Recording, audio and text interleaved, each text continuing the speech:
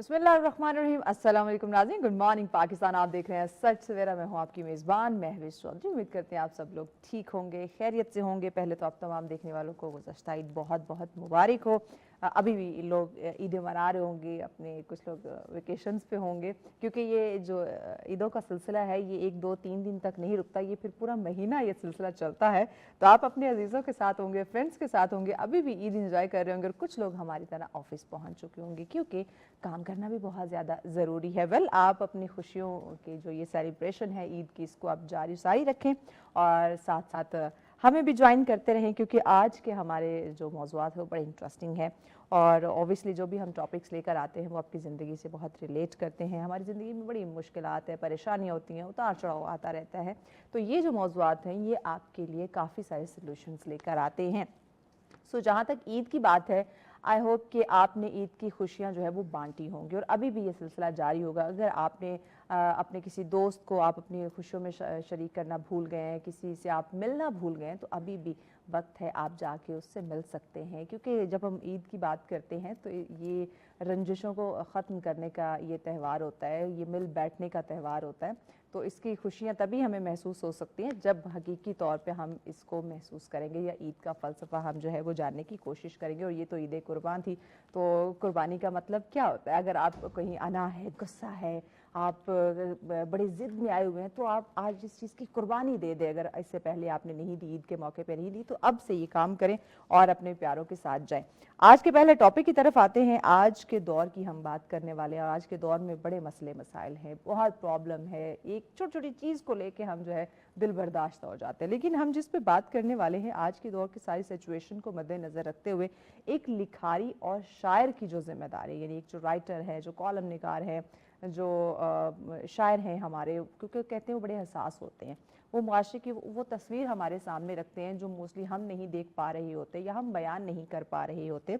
तो वो जो हमारे लिखारी हैं या जो हमारे शायर हैं, वो अपने अल्फाज में उन चीज़ों को हमारे सामने रखते हैं। तो आइए ज़रा आज के दौर की जो तल्ख हकीकतें हैं, हकायक हैं, वो ज़रा हम जान लेते हैं। उसमें फिर हमारे राइटर्स, हमारे जो शायर हैं, उनकी क्या जिम्मेदारियां आ जाती हैं। और क्या वो सवाल अब ये आता है कि ठीक उन पर जिम्मेदारियां हैं, लेकिन क्या वो अपनी जिम्मेदारी को बाखूबी तरीके से सरअंजाम दे रहे हैं, या कहीं इसमें भी हमें तजाद देखने को मिलता है? तो आइए बात करते हैं। इस पर डिस्कशन के लिए हमारे बड़े मोअज़्ज़िज़ मेहमान हमें ज्वाइन कर चुके हैं। जी, अकबर नियाज़ी साहब हमारे साथ हैं। अस्सलाम वालेकुम। जी वालेकुम। कैसे हैं अकबर साहब? अल्हम्दुलिल्लाह महविश, आप ठीक हैं? बिल्कुल ठीक ठाक। गुज़श्ता ईद मुबारक। जी आपको भी बहुत खैर मुबारक मुबारक। हो। कैसी गुजरी ईद आपकी? अल्हम्दुलिल्लाह बहुत अच्छी, अल्लाह पाक का बड़ा करम रहा है और बहुत खूबसूरत तरीके कुर्बानी से। की? हाँ, जो इवेंट है इस्लामी हमारा, हाँ, तो कुर्बानी वगैरह भी हुई और सारा दोस्त अहबाब से, अपने रिश्तों से मिलने का भी इत्तेफाक हुआ। हाँ। तो बहुत अच्छा रहा हमेशा की तरह, ग्रेट। अल्हम्दुलिल्लाह।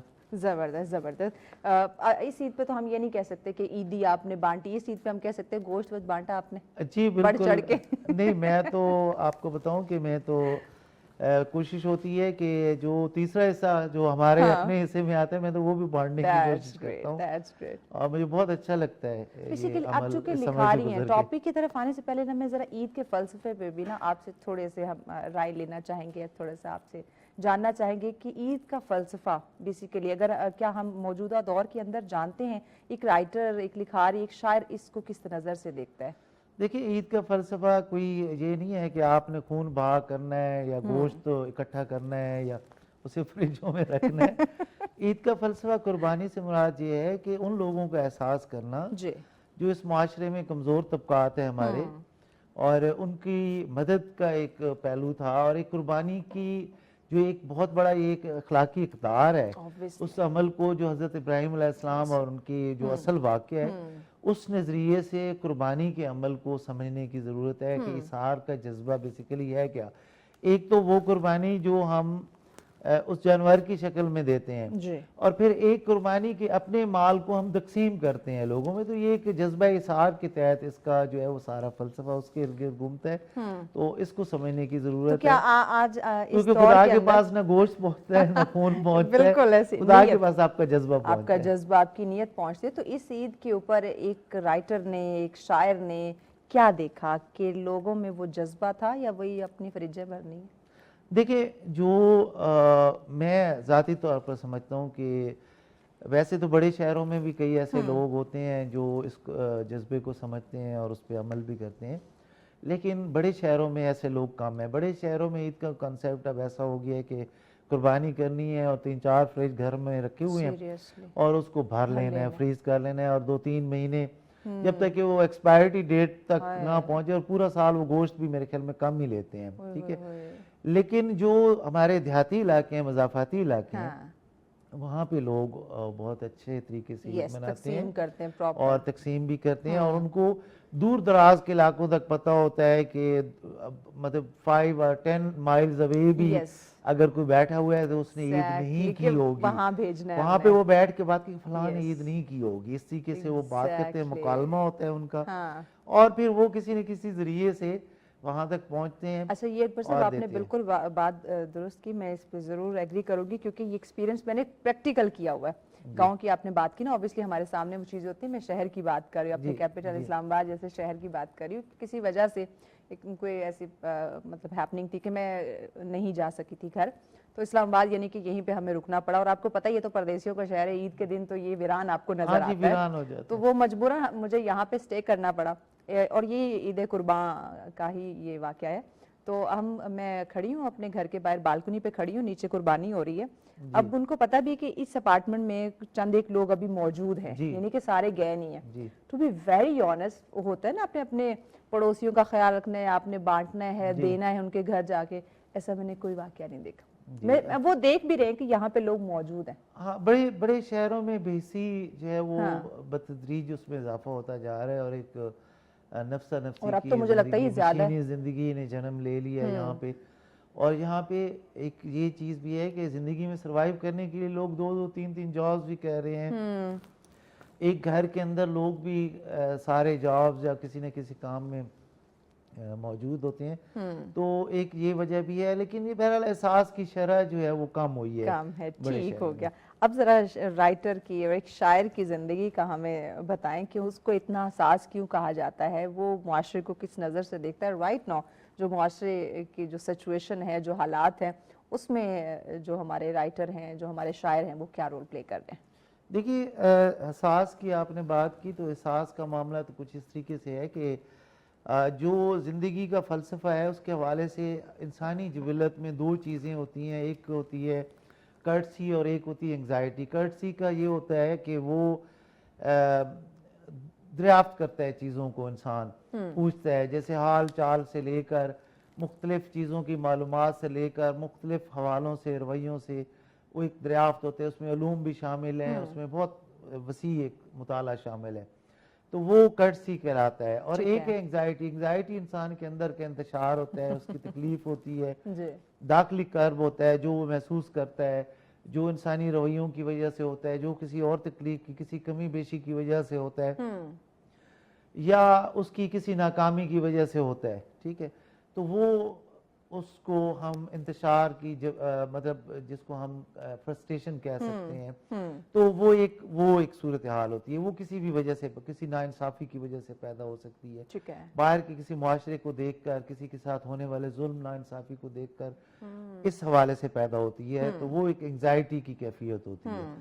تو جو شاعر ہوتا ہے یا ادیب ہوتا ہے، لکھنے والا، وہ عام آدمی سے زیادہ ان چیزوں کو محسوس کرتا ہے، اور وہ جب تک اس کرب کی کیفیت میں رہتا ہے وہ ایک تکلیف میں مبتلا رہتا ہے. ٹھیک ہے، اور وہ اس کو کسی نہ کسی طریقے سے ریویل کرنا چاہ رہا ہوتا ہے اور اس کا اظہار کرتا ہے.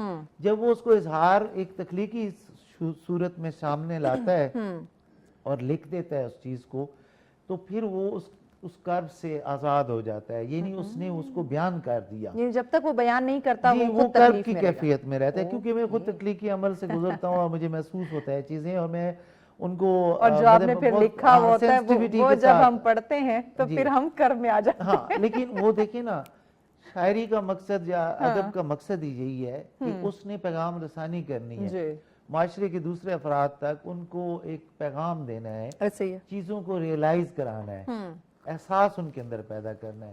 تو جب احساس پیدا کرنے کی بات ہے نا، آپ اب دیکھیں پوری دنیا کی، ایک جو شاعر ہوتا ہے وہ ایک فرد نہیں ہوتا، وہ ایک سماجی ضمیر کی شکل اختیار کر رہا ہوتا ہے.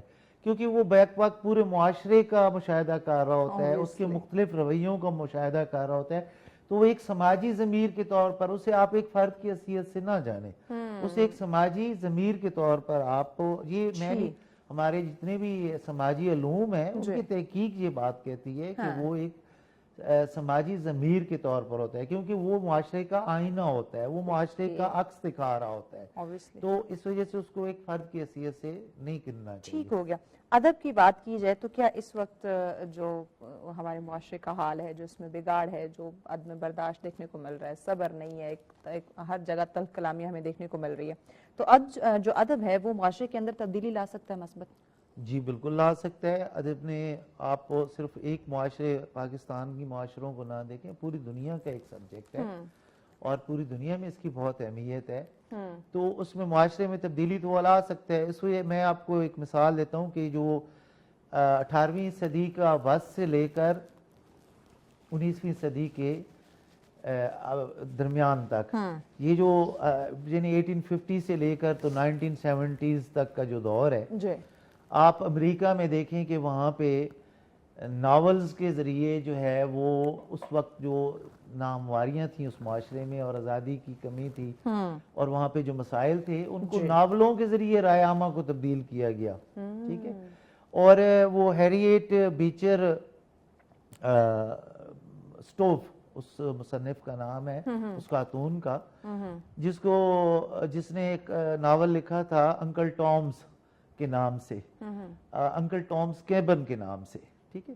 تو وہ دنیا کا مشہور ترین ناول ہے جس نے اس وقت کی وہاں کی جو ناہمواریاں تھیں اس حوالے سے, جو پابندیاں تھیں اور جو آزادی کی ایک لہر تھی, اس نے اتنی بڑی جنگ وہاں پہ چھیڑ دی اس ایک ناول میں, ان حالات کو وہاں پہ اس نے واضح کیا. اور ابراہیم لنکن جو اس وقت کا پریزیڈنٹ تھا, وہ ایک دفعہ اس سے اتفاق ہوا تھا اس خاتون سے ملنے کا, تو اس نے کہا تھا کہ اتنی چھوٹی خاتون نے اتنی بڑی جنگ دنیا میں چھیڑ دی, مطلب وہ اسٹونشڈ بھی تھا اور اس میں ایک طرح کی ایک اس کی تکلیف بھی شامل تھی کیونکہ اس نے اتنا بڑا کام جو کیا. تو مقصد کہنے کا یہ, اسی طرح کی نیریٹو آف لائف ہے ایک ناول کا نام, تو اس نے بڑی تبدیلی دنیا میں لائی اور اس کا بھی یہ پیغام رسانی کا بڑا ذریعہ ثابت ہوا. تو اسی طریقے سے آپ پاکستان کی طرف آئیں, اب اس میں مختلف تحریکیں سامنے آئی.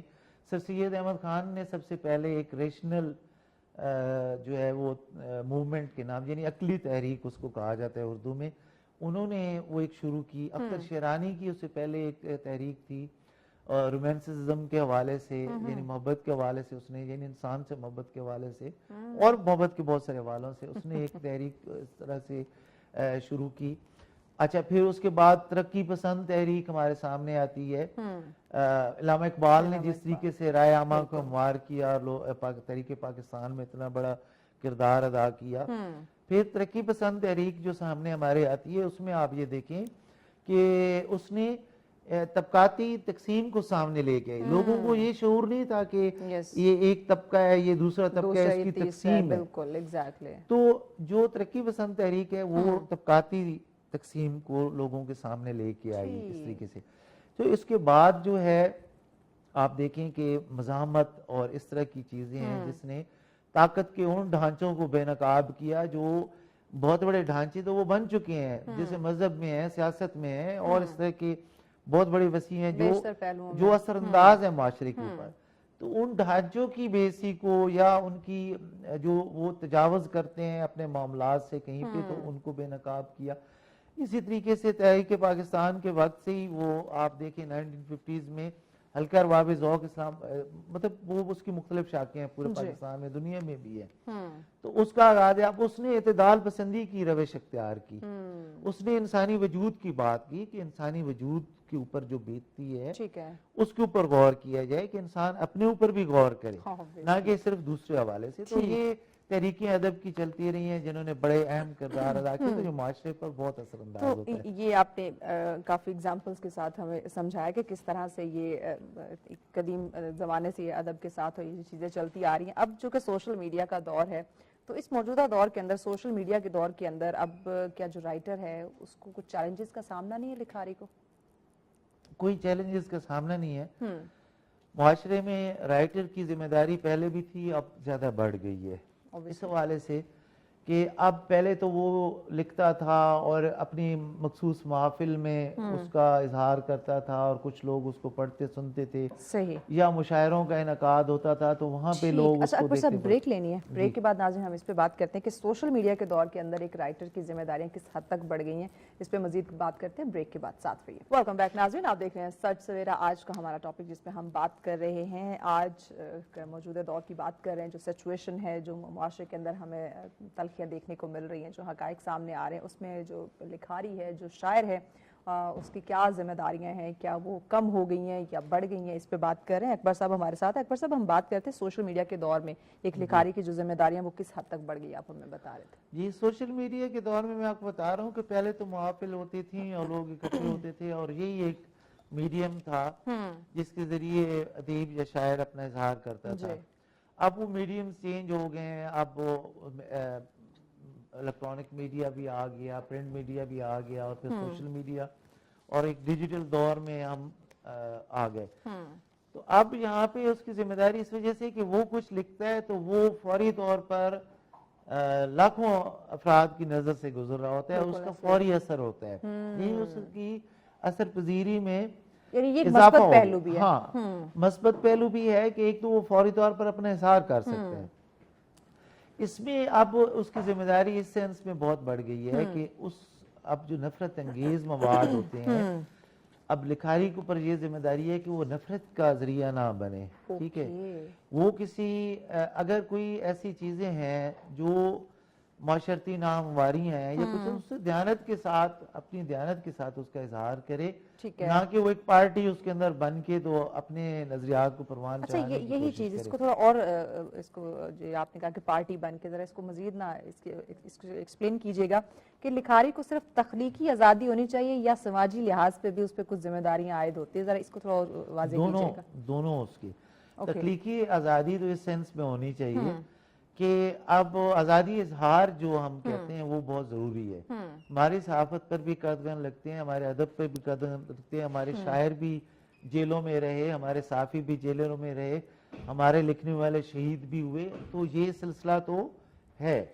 تو یہ تخلیقی آزادی اس سینس میں یہ بات کی جاتی ہے. اب جو سماجی ذمہ داری کی بات ہے وہ یہی ذمہ داری ہے کہ وہ پارٹی نہ بنے، وہ کسی مہم کا حصہ اس طریقے سے نہ بنے، بلکہ وہ اپنی رائے کا اظہار یا اپنی کسی تخلیقی مخصوص طبقے قوت کے کا، ساتھ نہ ہو. ہاں، وہ تخلیقی قوت کا اظہار جو ہے وہ اپنی ذمہ داری اور دیانتداری کے ساتھ کرے، نہ کہ وہ اب پیڈ ہو جائے. نہ جیسے صحافی لفافہ ہو جاتے ہیں، اسی طرح سے ادیب بھی لفافہ ہیں کئی، اور وہ خوش آمدی ہیں. آپ دیکھیں کتنی سیاسی پارٹیوں کے ترانے لکھ رہے ہوتے ہیں. ٹھیک ہے، ادیب اور شاعر کو کبھی بھی کسی ایک پارٹی کا نمائندہ نہیں ہونا چاہیے، کسی ایک نظریے کے اوپر بات نہیں کرنی چاہیے.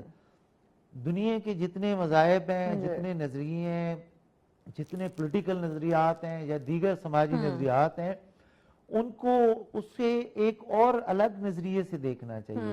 اس کو اسے ایک تجزیے کی نظر سے دیکھنا چاہیے. کہاں پہ کون سی چیز بہتر ہے، کہاں پہ نہیں ہے، اس کی تقسیم کرنا اس کے لیے بے حد ضروری ہے، اور وہ اس حساب سے چلے گا.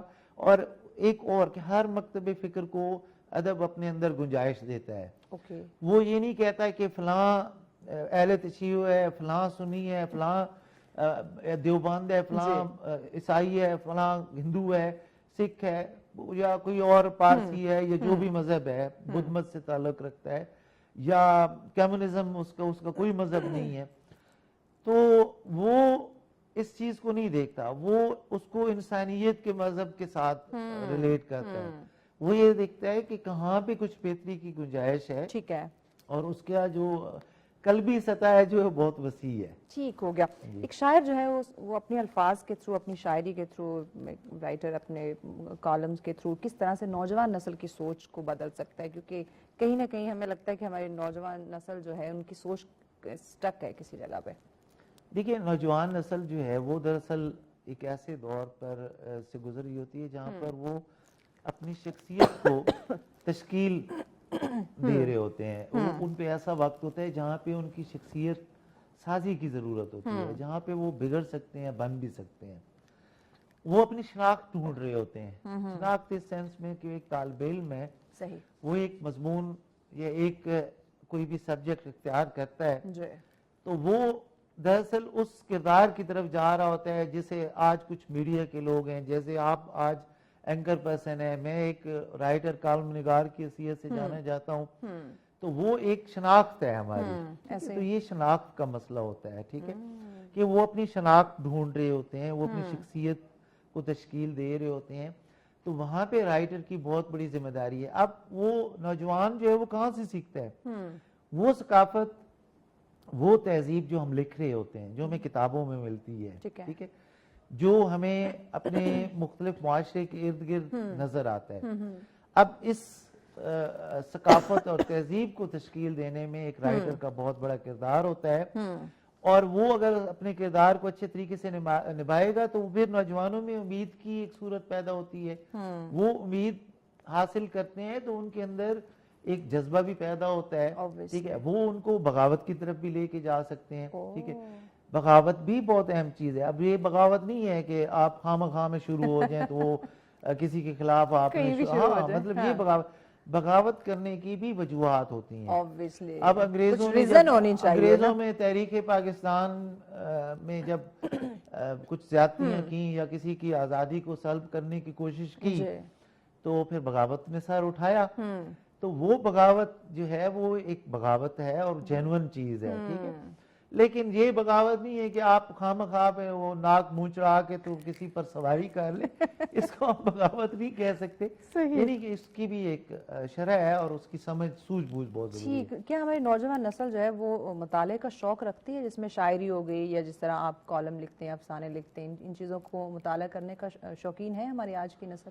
دیکھیں, ایک مخصوص طبقہ تو بنتا ہے نوجوان نسل میں جو لکھنے پڑھنے سے تعلق رکھتا ہے, ٹھیک ہے, اور وہ مطالعہ بھی کرتا ہے, اور وہ لیکن اب یہ ہوا ہے کہ وقت گزرنے کے ساتھ ساتھ جو تعلیمی نصاب کا بوجھ جو ہے اور پھر مشکل زبان جو ہماری تعلیمی نصاب میں پیدا کی گئی ہے, اور پھر اس سے بڑی ظلم کی بات یہ ہے کہ ٹھیک ہے انگریزی بھی سیکھنی چاہیے اور ساری چیزیں, لیکن اگر یہی ہم مضامین اردو میں پڑھاتے اور جو تھیوریز یا ضروری چیزیں ہیں وہ اسی طرح سے انگلش میں رہنے جاتے, جو فارمولاز ہیں یا جو ضروری ٹیکنیکل لینگویج ہے اس کی, اس سبجیکٹ کی, سائنس کی یا میتھس کی یا اس طرح کے دیگر سائنسی علوم کی, تو ایٹ لیسٹ ان کو سمجھنے میں تو آسانی ہوتی.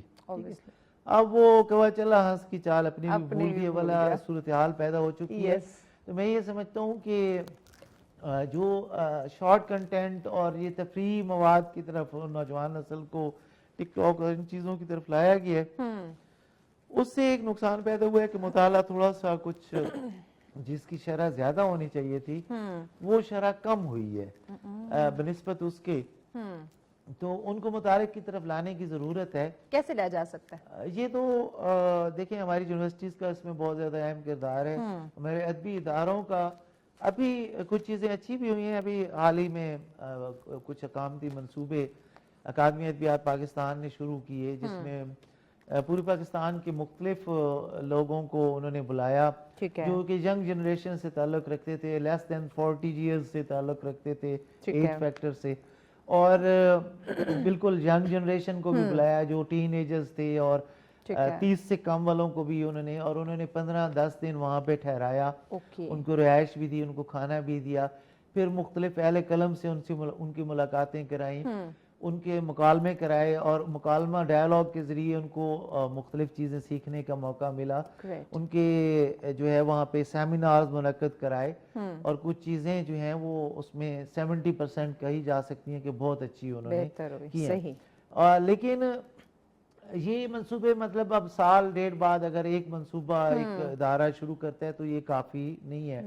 یونیورسٹیز کی سطح پر جو سب سے اہم ذمہ داریاں تھیں ہمارے اردو ڈپارٹمنٹ کی, ہماری یونیورسٹی کے ان پروفیسرز کی جو اردو پڑھاتے ہیں جنہوں نے پڑھی ہوئی ہے, تو اب ان لوگوں کا ایک بڑا پرابلم ہے کہ اب وہ اگر یونیورسٹی کے آفیسرز ہیں اور پروفیسرز ہیں تو وہ اب چاہتے ہیں کہ ڈیپوٹیشن پہ انہیں کسی اور ادارے کا سربراہ بنا دیا جائے اور انہیں کوئی اور ایکسٹرا آرڈینری جو ہے وہ کوئی دم لگ جائے, یہی ٹھیک ہے, بات ہے. تو یا پر نکل آئے, کوئی پرزے نکل آئے ان کی.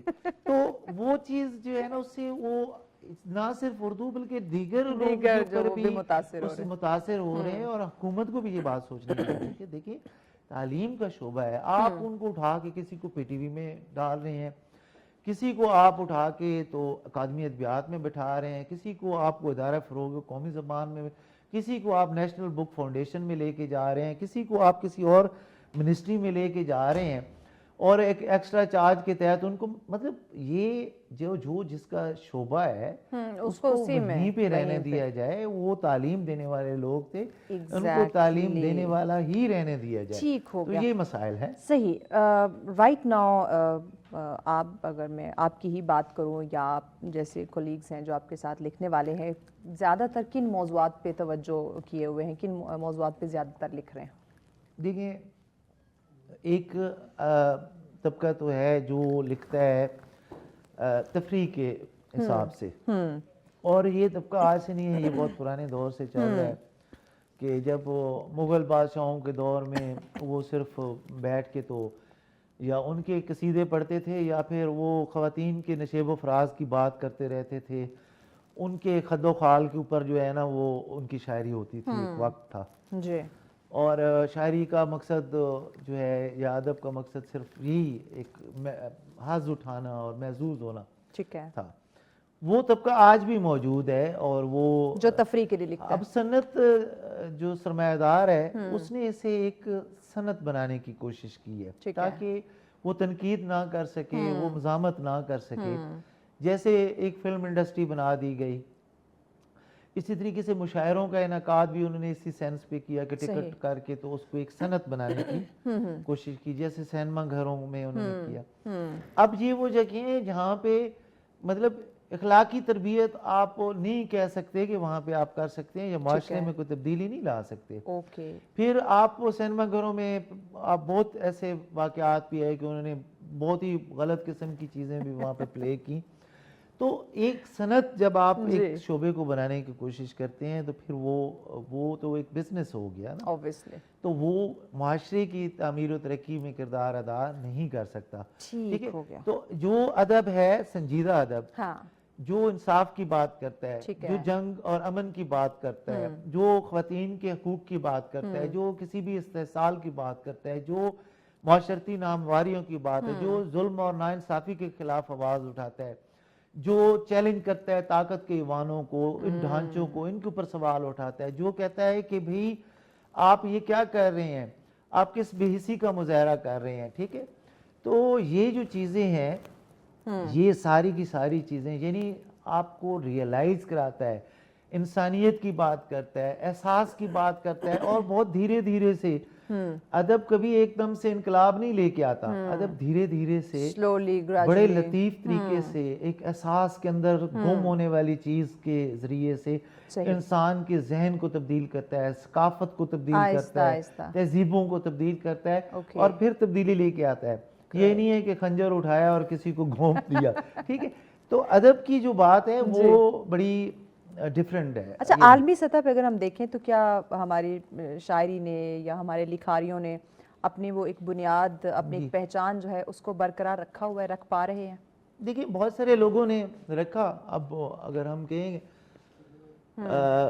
علامہ اقبال کی بات کریں, غالب کی, میر کی, اور جو اسی طرح کے منٹو ہو گئے, غلام عباس ہو گئے, عصمت چغتائی ہو گئی, پروین شاکر, احمد فراز, فیض احمد فیض, ایسے بہت سارے نام میں یہاں پہ لے سکتا ہوں. فیض احمد فراز نے تو لینن پرائز بھی اس کو دیا گیا. تو اس طرح سے بہت سارے لوگوں نے عالمی سطح پر پذیرائی حاصل کی. اچھا اکبر صاحب, اس کا جو جواب ہے نا وہ اپنے پیغام کی صورت میں وائنڈ اپ کرنا. جی, انہوں نے پذیرائی تو حاصل کی, لیکن اب آ کے جو پرابلم پیدا ہوئی ہے کہ وہ اس سطح پر, عالمی سطح پر ہماری پذیرائی نہیں ہے. اس کی وجہ یہ ہے کہ ہم دوسرے معاشروں کے قریب لانے کی کوشش نہیں کی گئی. ہمارے یہاں اتنا کام لوگوں نے کیا ہے, لکھنے والوں نے, تو ہمارے ادبی اداروں کا اور ہمارے ثقافتی اداروں کا اور منسٹریز کا کام بنتا تھا کہ وہ اس کو انگلش تراجم کرتے صحیح تاکہ وہ ہمارے اس معاشرے، اس تہذیب اور ثقافت اور لوگوں کے رویوں کو سمجھ پاتے. ٹھیک ہو تو گیا. میرے خیال میں ہمارے ادیب شاعر کو بھی اپنی ذمہ داری پوری کرنی چاہیے، ہمارے ادبی اداروں کو بھی اپنی ذمہ داری پوری کرنی چاہیے. جو اس کی اصل روح ہے ادب کی، اس کے اوپر کام کرنے کی ٹھیک ہو ضرورت گیا. ہے. بہت شکریہ اکبر صاحب آپ کے تشریف آوری کا. یقیناً ناظرین شاعر کے اوپر، لکھاری کے اوپر، رائٹر کے اوپر ایک بڑی اہم ذمہ داری ہے اس وقت. تو سب کو اپنی اپنی ذمہ داری جو ہے وہ ادا کرنی چاہیے، جس طرح اکبر صاحب نے فرمایا بھی، اور مختلف زبانوں میں جو ہے وہ اس کو شائع کرنا چاہیے تاکہ ہر طبقے جو لوگ ہیں، ہر طبقے کے لوگ ہیں، ہر زبان کے لوگ ہیں، ان تک یہ پہنچ سکے. اور وہ اگر کوئی مسئلے مسائل ہیں، کوئی اپنا سلوشن اس میں پیش کر سکتا ہے، حل بتا سکتا ہے، تو اوبیسلی وہ اس میں اپنا انپٹ ایڈ کریں.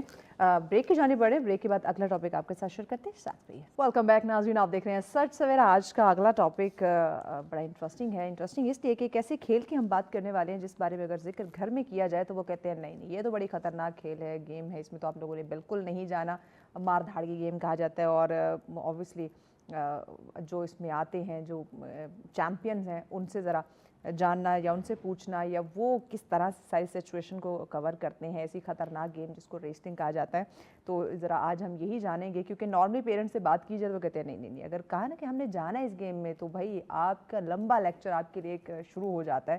تو ریسلنگ ایکچولی میں ہے کیا، کس طرح سے لوگ اس میں پارٹیسپیٹ کرتے ہیں. پھر کہتے ہیں نا ہر چیز کی، ہر فیلڈ کی، ہر گیم کے کچھ ٹرمز کنڈیشنز ہوتے ہیں، کچھ پریکٹسز ہوتی ہیں، کچھ ٹائپس ہوتی ہیں. تو ذرا ریسلنگ کے بارے میں بھی آج ہم جانیں گے. اور ایک ایسی شخصیت ہمارے ساتھ موجود ہیں جن کی لائف جرنی جو ہے وہ اوبیسلی جاننا بڑا ضروری ہے.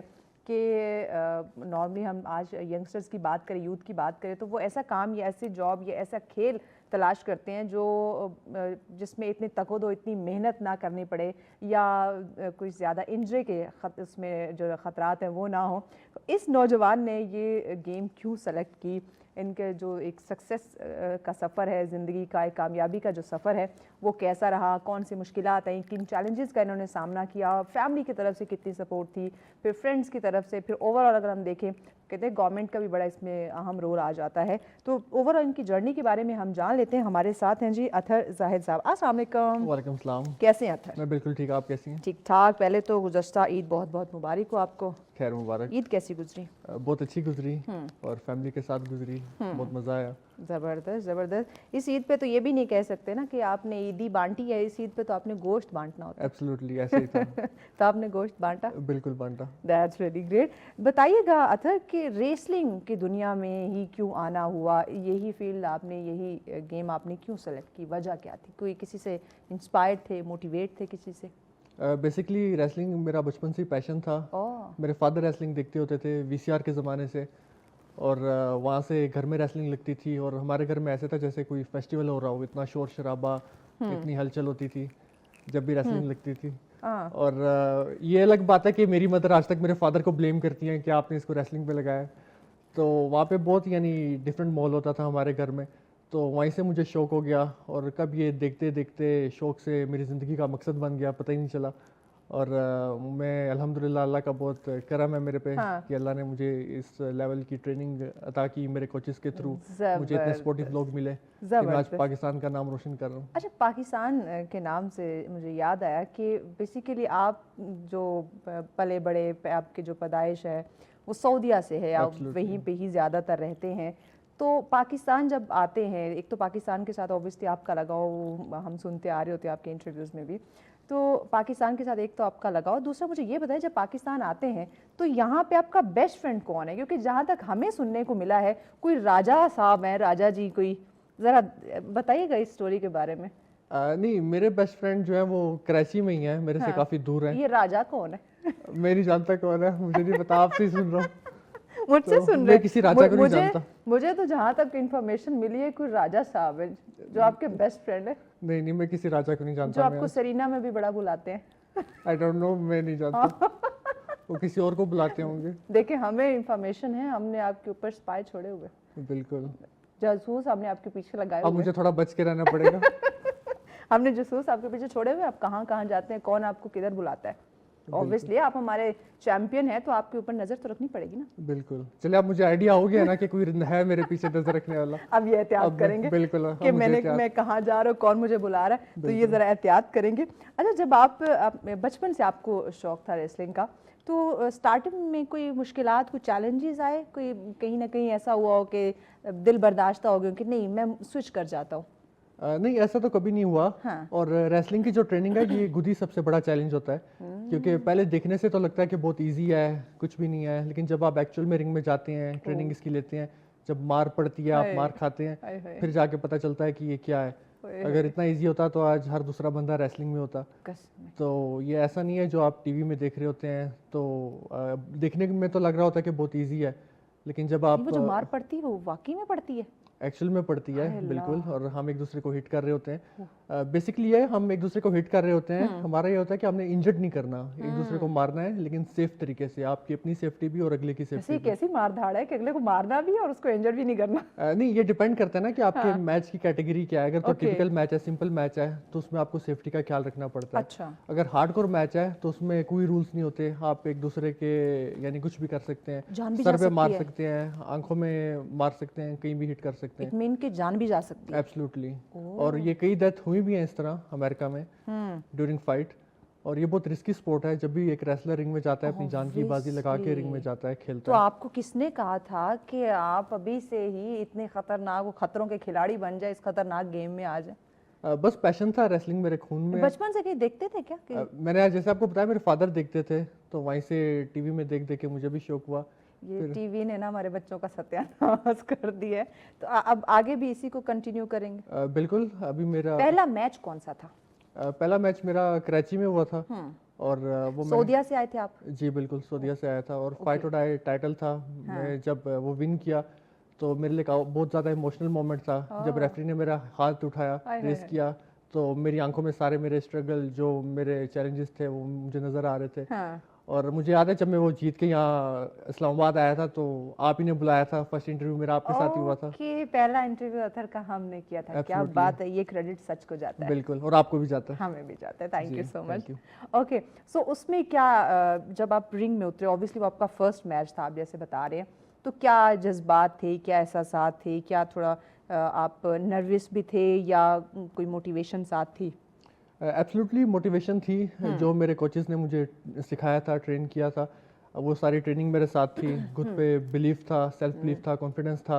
और मुझे पता था कि कुछ भी हो जाए, मैंने आज यहाँ पे जीतना है और टाइटल लेके ही जाना है। तो अल्हम्दुलिल्लाह, अल्लाह के करम से वो मैंने विन किया। और उसके बाद एक के बाद एक मैंने टाइटल जीते और पाकिस्तान को प्राउड किया। उसके बाद आप नॉन स्टॉप, फिर आप रुके नहीं है। एब्सोल्युटली। ज़बरदस्त। नेक्स्ट जो आपके कॉम्पिटिशंस हुए वो कहाँ कहाँ, किन किन के साथ हुए?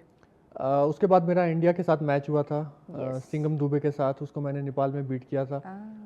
फिर उसके बाद नेक्स्ट ईयर इंडिया वाला जो एक्सपीरियंस था, ज़रा वो डिटेल से बताएं, क्योंकि जब भी हम इंडिया का नाम सुनते हैं ना कि इंडिया के साथ कोई मैच हुआ है, तो बड़े लोग जज्बाती हो जाते हैं। तो ज़रा वो वाला एक्सपीरियंस बताइएगा कि आपका एक्सपीरियंस कैसा रहा। फिर ऑब्वियसली आपके साथ लोग होते हैं, कोलीग्स होते हैं, आपके कोच होते हैं, तो एक एक्साइटमेंट लेवल होता है, वो बड़ा डिफरेंट होता है। तो ज़रा वो एक्सपीरियंस हमारे साथ इंडिया वाला ज़रूर शेयर करें डिटेल के साथ। बेसिकली ये जो मेरे फर्स्ट फाइट हुआ था इंडिया के साथ 2024 में, ये one of the toughest match था मेरा, क्योंकि ये नेपाल में था और वहाँ पे मेरी स्पोर्ट में कोई क्राउड नहीं था। पूरा क्राउड जो था वो इंडिया की चैंटिंग कर रहा था।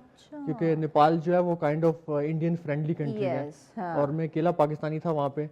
और मुझे उन्होंने डिस्ट्रैक्ट करने के लिए कोई अपना भजन, कोई इस तरह के सॉन्ग्स ड्यूरिंग मैच प्ले किए हुए थे, ताकि मैं डिस्ट्रैक्ट हूँ और जो इंडियन है वो विक्ट्री ले जाए। और बिल्कुल, और मैच में ड्यूरिंग इस तरह के कुछ मोमेंट्स भी आए कि मुझे लगा कि मैच काफ़ी टफ हो रहा है, मैच हाथ से निकल जाएगा। लेकिन मेरे माइंड में एक ही चीज़ थी कि पाकिस्तान को मैंने लेट डाउन नहीं करना। मेरी आंखों में पाकिस्तान का झंडा नज़र आ रहा था, पाकिस्तानी अवाम थी मेरे साथ, और मुझे पता था भले ही वहाँ नहीं थी, लेकिन उनकी दुआएं आपके साथ थी। मुझे पता था मैंने यहाँ से इंडिया को हरा के तो टाइटल पाकिस्तान लेके आना है। और वैसे ही हुआ।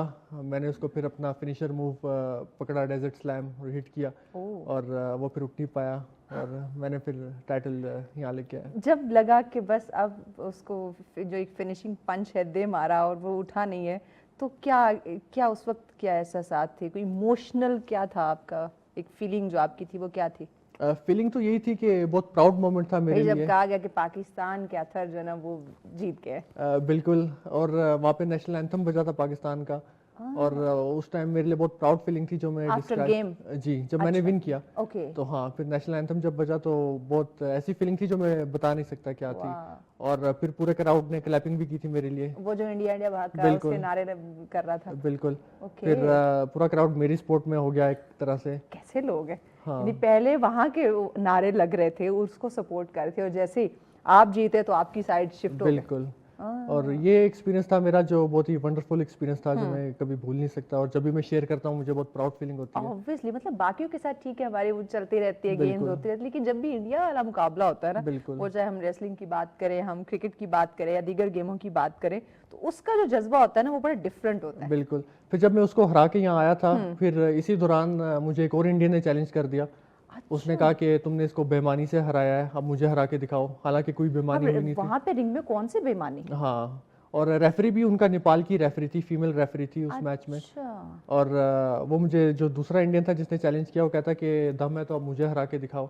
और वो मेरे से वेट में भी डबल हैवी अच्छा, वेट वेट था। कैटेगरी भी होती है? वेट कैटेगरी नहीं होती, ये ठीक है। ओपन वेट है, लेकिन Okay. वैसे डबल वेट था उससे मेरा। और उसका बेसिकली उसका डबल था। हाँ, डबल वेट था। हाँ। और वो भी one of the toughest match था। फिर उसका मैंने चैलेंज एक्सेप्ट किया और मैं दोबारा गया सेकंड टाइम नेपाल। और इत्तेफाक से वो पिछली ईद को ही मैच था, ईद के दिन।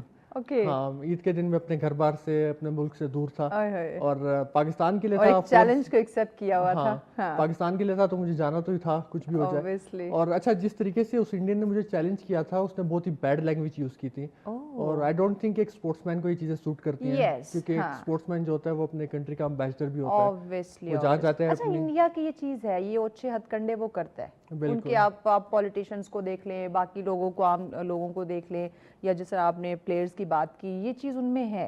एब्सोल्युटली है। और मैंने उसको कोई वीडियो जवाब नहीं दिया था। मैंने उसको कहा था मैं तुम्हें अपनी परफॉर्मेंस से रिंग में जाके जवाब दूंगा। हाँ। और जब मैं गया तो अल्हम्दुलिल्लाह दूसरी दफा भी मैंने इंडिया को बीट किया। वाओ, वो दैट्स मैच भी रियली जीता। ग्रेट। और अल्हम्दुलिल्लाह मैं टाइटल मतलब दोबारा हर बार पाकिस्तान इसको लेके अपनी आया। बेइज्जती इंडिया को करवाने का बड़ा शौक है। एब्सोल्युटली। चाहे वो हमारे प्लेयर्स के हाथों हो, आम आवाम के हाथों हो, या हमारी अफवाज पाकिस्तान के हाथों हो, Absolutely. इन्होंने जलील जरूर होना होता है। बिल्कुल। वेल, फैमिली का क्या रिएक्शन था, खासकर जब ये आप इंडिया से मैच आप जीते? बहुत प्राउड मोमेंट था उनके लिए भी। और इत्तेफाक से जो मेरा फर्स्ट मैच था इंडिया के साथ, सिंघम दुबे के साथ, इत्तेफाक से मेरी मदर और मेरी बहनें उम्रा कर रही थी उसी दौरान, हरम में थी जब मेरी फाइट हो रही तो थी। वहां से उनकी दुआएं आपके साथ थी। एब्सोल्युटली। ग्रेट, तो वो जब मैंने उनको फ़ोन किया कि मैंने मैच विन किया है, तो वाह। वो खाना काबा में ही थी। माशाल्लाह। और उन्होंने बहुत यानी जो फीलिंग्स थी उस टाइम हम सब की फैमिली की, वो भी डिस्क्राइब नहीं हो सकती। लिटरली ऑब्वियसली इतना इंसान खुश होता है। कभी अब तक आपकी लाइफ के फर्स्ट मैच से लेकर अब तक कोई ऐसा मोमेंट, कोई ऐसा मैच आया हो जिसमें आप बिल्कुल आपने हिम्मत हार दी हो? कोई ऐसा मोमेंट जो आपके लिए बड़ा पेनफुल रहा हो, बड़े पैनिक आप हुए हो? ऐसा तो कभी नहीं हुआ कि मैंने हिम्मत हार दी हो, लेकिन हाँ, चैलेंजेस जरूर आए ड्यूरिंग मैच, हडल्स आए। ऐसे काफ़ी दफ़ा लगा कि अब मैच हाथ से निकल गया है, अब ये जीत जाएगा, लेकिन कुछ ना कुछ ऐसा करना पड़ेगा कि यानी इसका काउंटर मूव कितने करके। राउंड्स होते हैं इसमें? इसमें राउंड्स नहीं होते। अच्छा, हाँ जी। डिपेंड करता है कि जो गिर गया बस। नहीं, बेसिकली डिपेंड करता है कि आपका मैच क्या है। इसमें पिंच फॉल होता है। अच्छा। 1 2 3 काउंट करना पड़ता है, उसके दोनों शोल्डर मैट पे होके, रिंग में होके, तो 1 2 3 काउंट होगा, या आपको अगले को सबमिट करवाना होगा सबमिशन से, वो अगला बंदा हार माने, ये होता है। ओके, तो ड्यूरिंग मैच इस तरह आ जाते हैं मोमेंट्स काफ़ी टाइम, लेकिन डिपेंड करता है, कभी मुझे एग्रेसिव होना पड़ता है, कभी डिफेंसिव होना पड़ता है। तो मैच के हिसाब से रेसलर कैसा है, अपोनेंट कैसा है, उस पर डिपेंड करता है कि आपको अगले को कैसे लेके चलना है। यानी ऑन द स्पॉट चीजें बहुत डिसाइड हो रही बिल्कुल। होती है कि आपने क्या करना है। बिल्कुल। ओके, तो साथ में कोच गाइड करता रहता है? एब्सोल्युटली, ये सब कुछ कोच की ही गाइडेंस होती है, जो हम क्योंकि मोस्टली मतलब आप तो रिंग में है ना, बाज दफा नहीं आपको समझ लग रही होती, तो किसी की गाइडलाइन बड़ी जरूरी हो जाती है। एब्सोल्युटली ऐसे ही होता है। मैच से पहले ड्यूरिंग मैच तो नहीं कोच वहाँ पे हमें गाइड कर सकता, हाँ, लेकिन जो पहले उन्होंने सिखाया होता है कि हाँ। आपने किस तरह चलना है, अगर उसने ये मूव्स किए या अगर उसने ये टेक्निक अप्लाई की तो आपने आपने कैसे इसको टैकल करना है। ओके, तो ये सारी हमें गाइडेंस होती है, और कोच की वजह से ही हम जीतते हैं, जो भी हम प्ले करते हैं, रिंग में जाते हैं, तो इसमें कोच का बहुत बड़ा रोल होता है। अब तक के जितने भी मैच खेले, कोई सीरियस किस्म की इंजरी वगैरह तो नहीं हुई? मतलब छोटे मोटे तो लगती रहती है, लेकिन कुछ सीरियस होता है ना, कुछ चोट लग जाए, इंजरी हो जाए। माइनर इंजरीज हुई हैं, Okay. सीरियस तो नहीं। कभी शोल्डर पे लग जाती है, कभी अल्लाह रोटेटर ने कफ बचाया में, हुआ है। हाँ, कभी Okay. नी में लग जाती है। हाँ। और इस तरह डिफरेंट इंजरीज हो जाती हैं, लेकिन माइनर, कभी सीरियस इंजरीज नहीं हुई।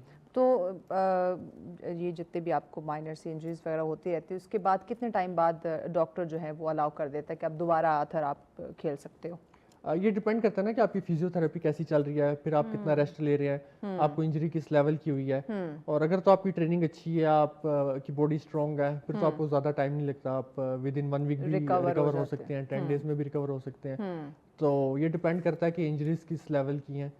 तो ज़्यादा टाइम नहीं लगता, हमारी बॉडी पहले से स्ट्रांग होती है, तो अगर कोई इंजरी हो भी जाए तो वो रिकवर हो जाती है इजीली। क्या कोई स्पेशल डाइट आप लोग लेते हैं कि मार भी पड़ती रहती है तो दर्द नहीं होता? अगर मर्द को दर्द नहीं होता ये तो सुना था, लेकिन फिर भी इंसान तो इंसान होता है ना, दर्द तो हो सकता है। तो क्या कोई स्पेशल डाइट होती है आप लोगों की? एब्सोल्युटली डाइट तो होती है। हाँ। हमें अपना प्रोटीन इंटेक का बहुत ख्याल रखना पड़ता है, फिर कार्ब्स का। हमारे जो बेसिकली मैक्रो न्यूट्रिएंट्स होते हैं, कितना प्रोटीन, कितना फैट, कितने कार्ब्स, तो ये हमारा कोच हमें डाइट प्लान बना के देता है। और चिकन ब्रेस्ट होता है डाइट में, मटन होता है, बीफ होता है, क्या बात। राइस होते हैं, ओट मील होता है, हाँ। हेल्दी नट्स होते हैं। उसके साथ हम सप्लीमेंट्स भी यूज़ करते हैं। फास्ट फूड खाते हैं? नहीं, जंक फूड हमें अलाउ नहीं होता। जितना कोशिश हम करते हैं इसको अवॉइड करने की, हम करते हैं। और सप्लीमेंटेशन क्रेविंग तो होती होगी ना इंसान, जैसे हम में बाहर निकले तो इतनी फास्ट फूड चेन बनी हुई है कि बंदे को खामखा क्रेविंग होने कहते चले यार एक चीटिंग थोड़ी सी कर लेते हैं, चीट डे कर लेते हैं। अतर हमें ब्रेक लेनी है, ब्रेक के बाद नाज़रीन हम इनसे मजीद इनकी जर्नी के बारे में, इनके स्ट्रगल के बारे में, इनके जो कामयाब सफ़र अब तक चलता है उसके बारे में मजीद हम जानते हैं ब्रेक के बाद साथ में। वेलकम बैक नाज़रीन, आप देख रहे हैं सच सवेरा। आज का दूसरा टॉपिक हमारा एक ऐसे यंग नौजवान एक ऐसी शख्सियत के साथ है जिनकी ज़िंदगी का एक कामयाब सफ़र हमारे सामने है। रेसलर हैं और डिफरेंट चैलेंजेस माशाल्लाह से उन्होंने वो एक्सेप्ट किए और फिर उसमें कामयाबी भी उनको हुई। तो किस तरह से इस फील्ड में आना हुआ, सफ़र उनका कैसा रहा, एक्सपीरियंस कैसा रहा, किन चीज़ों का हमें ख्याल रखना चाहिए, इन तमाम चीज़ों पे हम बात करें। अतर हमारे साथ हैं। अतर मुझे बताइएगा कि एक कामयाब रेसलर बनने के लिए बहुत सारे लोग हैं जो, जैसे आपको बचपन से ही शौक़ था और भी ऐसे लोग हैं जिनको शौक़ होता है, तो एक कामयाब रेसलर बनने के लिए आप क्या समझते हैं कि कौन सी एक इम्पॉर्टेंट चीज़ें हैं या अहम खसूसियात हैं जो उस बंदे में होनी चाहिए? सबसे पहले तो आपका माइंडसेट होना चाहिए। पॉजिटिव माइंडसेट बहुत मैटर करता है कि आपका माइंडसेट क्या है, आपका एटीट्यूड क्या है। फिर उसके बाद हार्ड वर्क होना चाहिए। हार्ड वर्क का तो कोई सब्स्टिट्यूट नहीं है। और आज के टाइम में ये बहुत क्लीशे साउंड करता है। आज की जो यूथ है वो समझती है हार्ड वर्क नहीं करना, ऐसी हो जाएगा, स्मार्ट वर्क करना है। स्मार्ट वर्क करना है। लेकिन सच बात यह है कि मेहनत के बगैर आज तक किसी को कुछ नहीं मिला। yes. और मेहनत का कोई नेमो बदल नहीं है। True. और जितनी ज़्यादा आप मेहनत करेंगे उतना आप आगे जाएंगे। और बेसिकली प्रोफेशनल रेसलिंग में डिपेंड करता है कि आपका स्टेमिना कैसा है, आपकी एजिलिटी कैसी है, मोबिलिटी कैसी है, आपके रिंग स्किल्स होने चाहिए। और आपकी जो मूव्स हैं, मूव सेट क्या है आपका, हर रेसलर का डिफरेंट मूव्स होते हैं। ये हर रेसलर एक ही मूव नहीं मारता। अच्छा, मुख्तलिफ होते हैं? हाँ जी। Okay. और डिपेंड करता है कि उसको क्या सूट करता है। अगर किसी की हाइट ज़्यादा है तो वो अपने हाइट के अकोर्डिंग मूव मारेगा। अगर कोई छोटी हाइट का है तो वो उसके अकॉर्डिंग उसकी रेसलिंग होगी। तो ये इंडिविजुअल टू इंडिविजुअल डिपेंड करता है कि आपको किस तरह की रेसलिंग खेलनी है। अच्छा, कुछ लोग बड़े जज्बाती हो जाते हैं, तो क्या इस खेल के अंदर ज़्यादा जज्बाती होना जो है वो सूट करता है, या हम बड़े सब्र तहम्मुल के साथ, सोच समझ के साथ हमें स्टेप लेना पड़ता है? अगेन ये भी डिपेंड करता है इंडिविजुअल टू इंडिविजुअल कि आपकी ट्रेनिंग कैसी हुई हुई है, आपके कोच ने आपको क्या गाइड किया हुआ है। कई दफ़ा आपको अग्रेसिव होना भी पड़ता है। जैसे मेरा इंडिया के साथ मैच था तो उसमें मुझे अग्रेसिव होना पड़ा था। और मेरी कोशिश तो यही थी कि मैं जितना कामली इसको लेके चलूँ, खेलूँ, उतना वैसे मैं करूँ। लेकिन जो क्राउड था और उस इंडियन ने मुझे इस तरह करने नहीं दिया, तो मुझे अग्रेसिव होना पड़ा। और इधर उधर आजा पुत्र फिर। बिल्कुल। और एक दफ़ा मैं अग्रेसिव हो गया तो उसके बाद मैंने कुछ भी देखा नहीं। फिर उसको मैंने यानी अपने में रियल मोड में आ गया, एग्रेशन में आया। तो अल्हम्दुलिल्लाह मैंने फिर आपको देख के लगता नहीं है कि आप एग्रेसिव होते होंगे? इतनी काम पर्सनालिटी लगती है, इतनी शांत। क्योंकि अभी मैं रिंग में नहीं हूँ इसलिए यहाँ पे एक रिंग बनाना चाहिए था ताकि हमें एक्चुअल में पता चले कि आथर कितने एग्रेसिव होते हैं। बाकी आपको आप एग्रेसिव होते हैं? गुस्सा आता है? बिल्कुल आता है। किन बातों पे आता है वैसे नॉर्मली, किन बातों पे गुस्सा आता है रिंग के अलावा, ताकि हम कोशिश करें हमको गुस्सा दिलाने की? नहीं, हमारी साइकोलॉजिकल क्लासेस भी होती हैं। हमारे कोच हमें गाइड करते हैं कि अगर आपको डेलिबरेटली कोई गुस्सा दिलाने की कोशिश भी हाँ, रिंग में ये कोशिश की जाती है ना, ताकि वो कोई गलत मूव करे, कोई गलती हो उससे। बिल्कुल। तो गुस्से में तो इंसान गलती कर ही देता है। तो हमारी ये काउंसलिंग होती है, हमारे कोच हमें गाइड करते हैं कि इस तरह ये चीज़ें आपके साथ हो सकती कि हैं। अगर आपको कोई टीज कर रहा हो, गुस्सा दिलाने की कोशिश कर रहा हो, तो आपने कैसे Absolutely. कंट्रोल करना है? एब्सोल्युटली। तो अगर आप चाहें भी तभी मुझे गुस्सा नहीं दिला सकती। ये तो ज्यादती है ना। वैसे आपको किन बातों पे गुस्सा आता है नॉर्मली? गुस्सा आ जाता है कैसे डिफरेंट, आता है? बस आ जाता है। कैसे आता और है? जब आता है तो काफ़ी ज़्यादा ही आ जाता है। ओह माय गॉड, नहीं आता तो बिल्कुल नहीं आता। बिल्कुल। तो मैं वही पूछ रही हूँ, आपको गुस्सा किन बातों पे आता है? इन्हीं बातों पे आता है, अगर किसी के साथ कुछ गलत हो रहा हो, हाँ इनजस्टिस हो रहा हो, ओके, और वो तो किसी यहाँ को, बहुत हो रहा है। हाँ, इन्हीं बातों पे आता है। हाँ और पर्सनली अपनी लाइफ से रिलेटेड किन चीज़ों पे आता है? ये तो चले ओवरऑल हो गया ना। आई थिंक जब कोई चीट करे या कोई झूठ बोले उस पे आता है। झूठ बोलते हैं इनसे, हाँ इन नेक्स्ट इनसे झूठ बोलेंगे हाँ कि आपने 10 बजे आना है और हम इनको 11 बजे ऑन एयर करेंगे, तो एब्सोल्युटली, आपको गुस्सा आएगा बिल्कुल आएगा। कि आपने 1 घंटा मुझे क्यों यहाँ बिठा के रखा? बिल्कुल ऐसे ऐसे ही है। कभी घर वालों ने आपका गुस्सा देखा है रिंग के अलावा? जी बिल्कुल देखा है। तो आपको कैसे वो फिर रिलैक्स करते? कहते हैं रिलैक्स हो जाओ, कोई बात नहीं, हो जाता है। वो तो फिर वही बता सकते हैं। वही बता सकते हैं। ये आप जितने मासूम बन रहे हैं, मुझे लगता है इतने आप बिल्कुल नहीं है। मुझे बताइएगा कि वजीज अपनी फिटनेस को कैसे आप मेंटेन करते हैं? एक तो डाइट का आपने बताया था, खुराक का बड़ा ख्याल है, तो साथ साथ क्या कोई जिम को वर्कआउट ये चीज़ें भी चलती रहती हैं? एब्सोल्युटली, जिम मेरा होता है और मैं 6 डेज अ वीक जिम करता हूँ, एक दिन मेरा ऑफ होता है। और मैं बहुत हैवी वर्कआउट करता हूँ, और मैं अगर वर्कआउट ना करूँ तो मुझे मज़ा नहीं आता। वो तो आदत हो जाती है। बिल्कुल। और बॉडी की, जैसे आप खाना खाते हैं, ब्रश करते हैं, हाँ। वैसे ही ये एक डिसिप्लिन है कि आपने जिम भी करना ही करना है, नो मैटर व्हाट। आंधी आई है, तूफान आई है, बारिश हो रही है, जिम जाना ही जाना है। नहीं, ये बड़ी एक आदत लोगों को पड़ जाती है जो बिल्कुल। जिम जाते हैं। बिल्कुल, और ये अच्छी आदत है। अगर आप नहीं, हमारे fitness प्रोड्यूसर का, की भी है। मुझे लगता है वो उनकी नींद पूरी हो ना हो, खाना खाया हो ना हो, जिम जरूर जाना है। बिल्कुल। और जितना ज़्यादा आप हेल्दी एक्टिविटीज़ में रहेंगे उतना ही आपके लिए अच्छा है, आपकी फैमिली के लिए अच्छा है। और मेरी तो फैमिली के लिए कैसे अच्छा है? फैमिली के लिए अच्छा है ना कि आप आप घर उनको से भी, बाहर रहेंगे। वो आपको देख के इंस्पायर होंगे। और वो भी फिटनेस में आएंगे। हाँ और जो बंदा फिटनेस में होगा वो सारों को गाइड करेगा कि आपने क्या खाना है क्या नहीं खाना। हाँ तो इस लिहाज से फैमिली के लिए भी अच्छी बात है ये। Yes obviously. खवातीन भी आ रही हैं इस फील्ड में, रेसलिंग में? जी बिल्कुल आ रही हैं, लेकिन बहुत कम आ रही हैं। क्यों? आई थिंक नाजुक होती हैं? एब्सोल्युटली। हाँ लड़कियां तो फूल की तरह होती हैं, हाय नाजुक माँ होती हैं। सदके जब, बहुत ही नाजुक होती हैं। बिल्कुल। हाँ। तो कम आ रही हैं क्योंकि यू नो ये क्योंकि हम बहुत टफ इंटरनेशनली स्पोर्ट हम है। देखते हैं वहाँ पे तो जो जिस तरह वो खवातीन हम देख रहे होते हैं जो रेसलर हैं, वो बिल्कुल मर्दों की तरह लग रही होती हैं। एब्सोल्युटली, क्योंकि वहाँ पे तो स्कोप भी ज़्यादा है रेसलिंग का। पाकिस्तान हाँ। में भी हमारा कल्चर भी वैसा है कि कंजर्वेटिव, उस तरह अलाउ नहीं करता। एब्सोल्युटली। तो इसलिए पाकिस्तान में है लेकिन लिमिटेड है। ओके, कोई ऐसे हैं आपकी कोई फ्रेंड सर्कल में, कोलीग सर्कल में, या जहाँ आप ट्रेनिंग करते हैं, कोई खवातीन भी वहाँ पे ट्रेनिंग के लिए आती हों? जी बिल्कुल, मैं हैं यहाँ पे पाकिस्तान में, और मैंने देखा है। लेकिन अगर वो करती भी हैं तो वो शॉर्ट पीरियड के लिए करती हैं, फिर छोड़ देती हैं। अच्छा। क्योंकि कईयों को फैमिली की तरफ से अलाउ नहीं होता। कईयों को जब वो देख रही होती हैं टीवी में तो उनको लग रहा होता है ईजी है, लेकिन जब वो एक्चुअल में जाती हैं फिर उनको पता चलता है। पता जाता है। हाँ, फिर पता तो जो आती हैं छोड़ जाती हैं खुद ही। मतलब उसको मुसलसल कंटिन्यू नहीं कर पाती हैं। That's very great. ये अगर नहीं आप कर सकते तो ना करें, आप घर में ही रहें, क्योंकि खवातीन सिनफे नाजुक है। Absolutely. तो अच्छा है कि आप फिर इसको क्विट ही कर दें। मुझे ये बताइएगा कि कहीं ना कहीं हम देखते हैं कि उनको सर पे बड़ी शदीद जो है वो चोट लग जाती है, आपके कहीं ना कहीं ऐसी जगह पे जो ऑब्वियसली ख़तरनाक हो सकती है, आपकी कोई ना कोई रीढ़ की हड्डी, आपकी टांग, बाजू, किसी भी जगह पे, क्या उसको एक लॉन्ग टर्म अगर डॉक्टर इसको रिकवर करने में हेल्प कर रहा है तो आफ्टर, खासकर अगर सर पे चोट लगी है, तो क्या बाद में उसको अलाउ किया जाता है या उसको कहा जाता है कि बिल्कुल आप स्विच कर दे या क्विट कर दे आप इस गेम से, खासकर अगर आपके सर पे चोट लगी है? तो ये अगेन डिपेंड करता है कि आपको किस लेवल की इंजरी हुई है।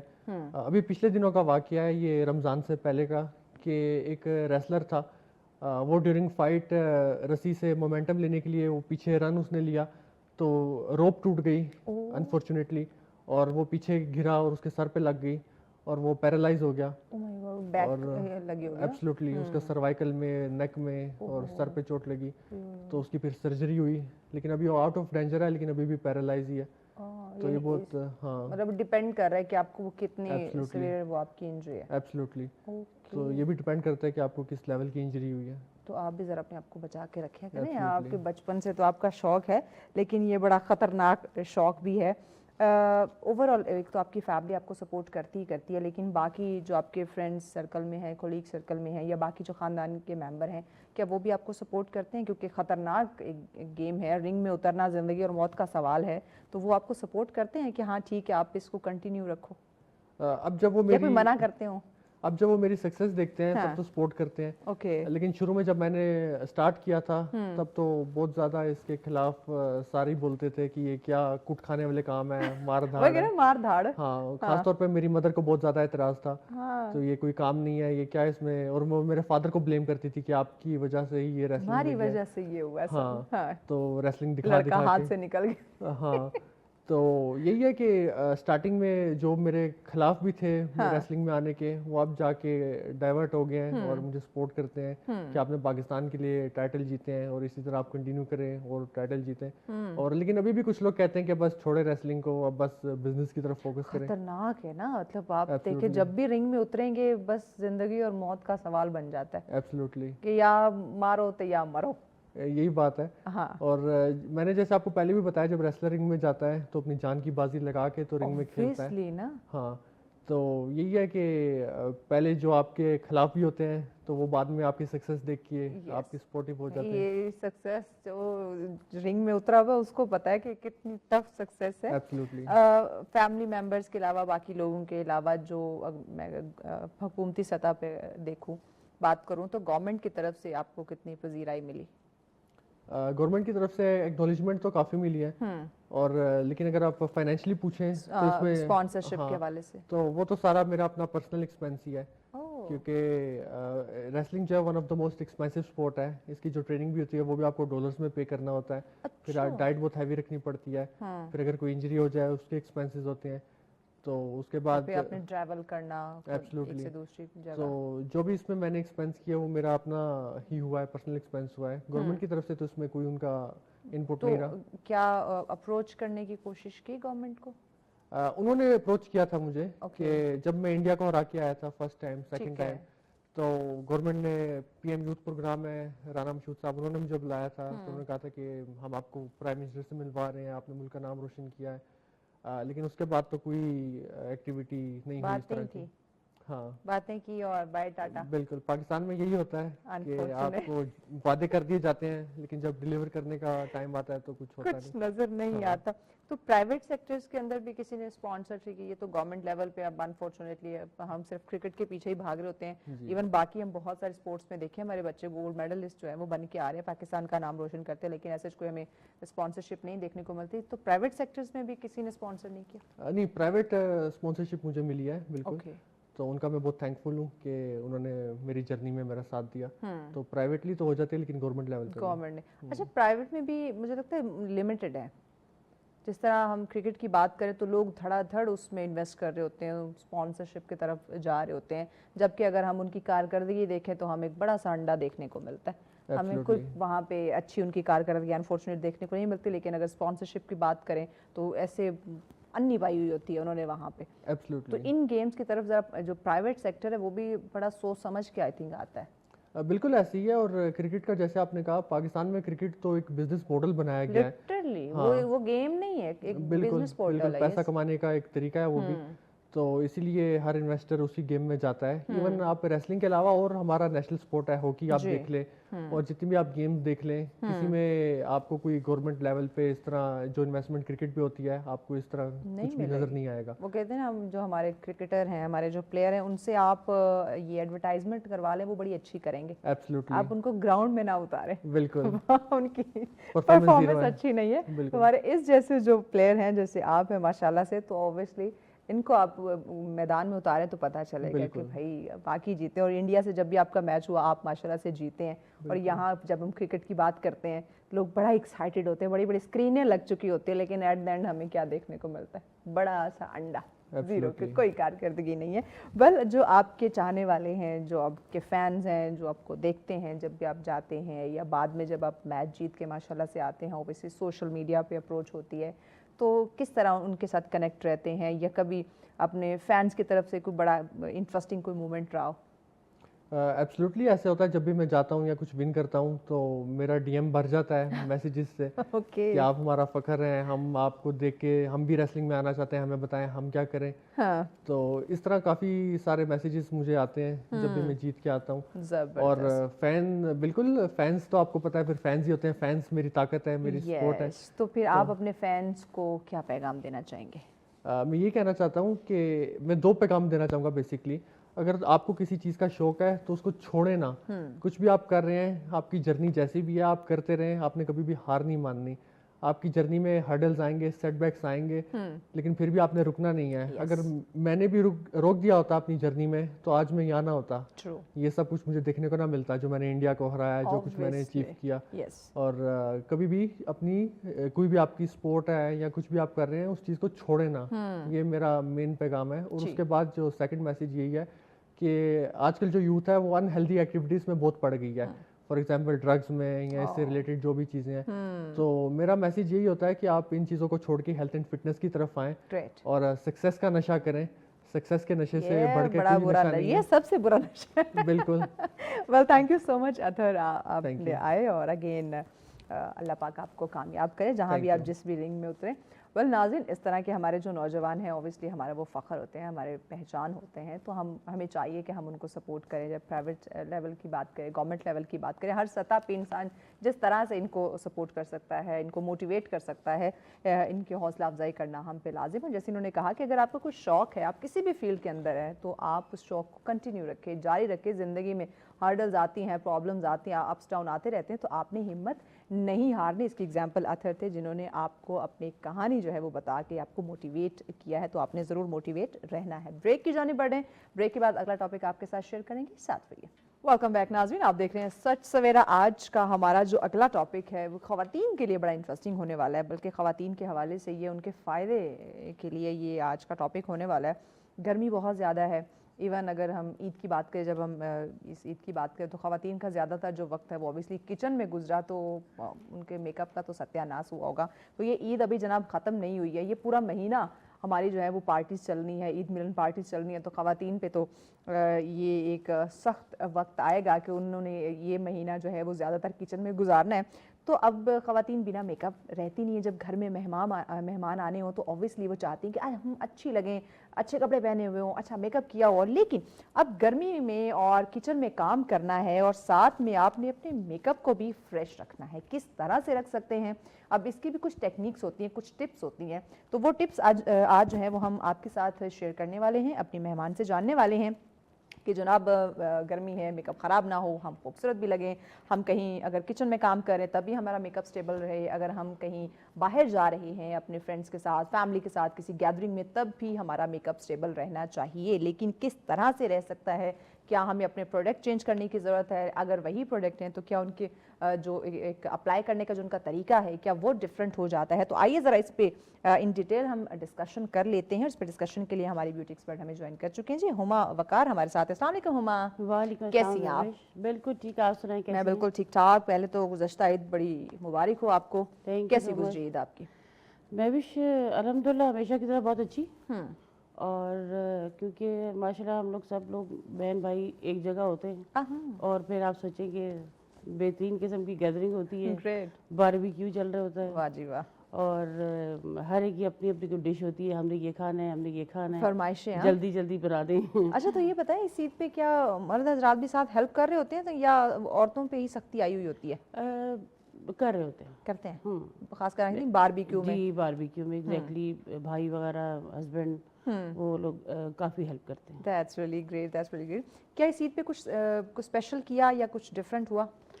डिफरेंट ये कि बस आपको पता है गर्मी कितनी शदीद थी महंगाई भी बहुत थी। और यस ऑफ कोर्स, तो हर चीज़ को मैनेज करना होता है, हमने मैनेज ही करना है, तो वो मैनेज किया अल्हम्दुलिल्लाह, बहुत अच्छे तरीके से मैनेज किया। सही।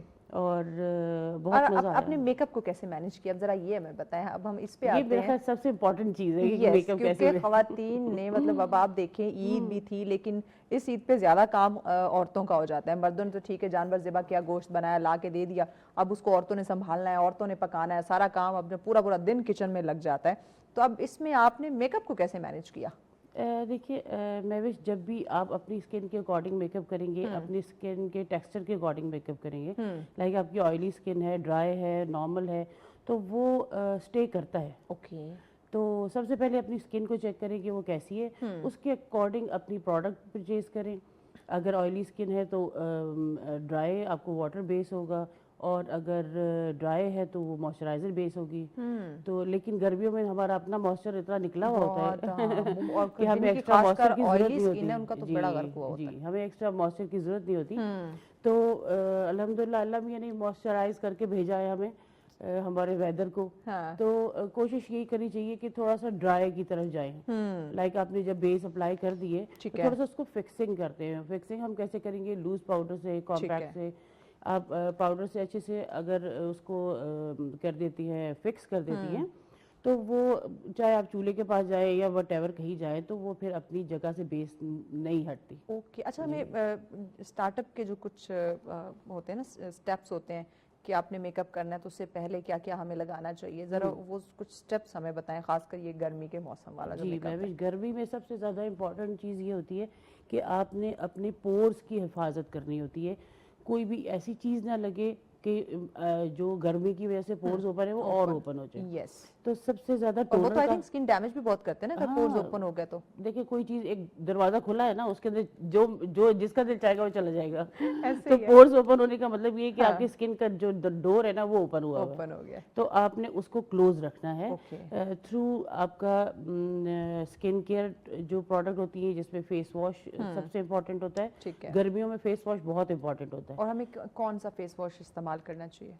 जो आपकी स्किन के अकॉर्डिंग हो, लेकिन गर्मियों में ड्राई की तरफ ही रखे, जेल फॉर्म में। ठीक है। तो वो, और उसके बाद टोनर की एप्लीकेशन करने के बाद उसको उसको दे, वो जब खुद ड्राई होने दे, टोनर खुद को। ड्राई होने दे। ठीक है। और अगर किसी की बहुत ज्यादा ओपन है तो उसको आप रिपीट एप्लीकेशन करें। लाइक एक दफा आपने टोनर किया, अप्लाई किया, और उसके बाद दोबारा से आप उसको, जब वो ड्राई हो जाए तो एक स्प्रे और करें। ठीक है, दोबारा से। इससे ये होगा कि वो इंटेंस आपको रिजल्ट देगा। तो जब पोर क्लोज होंगे तो फिर उसके ऊपर जो भी आप कुछ काम करेंगी तो वो इंशाल्लाह स्टे करेगा। तो प्राइमर जो है वो लगाना जरूरी है?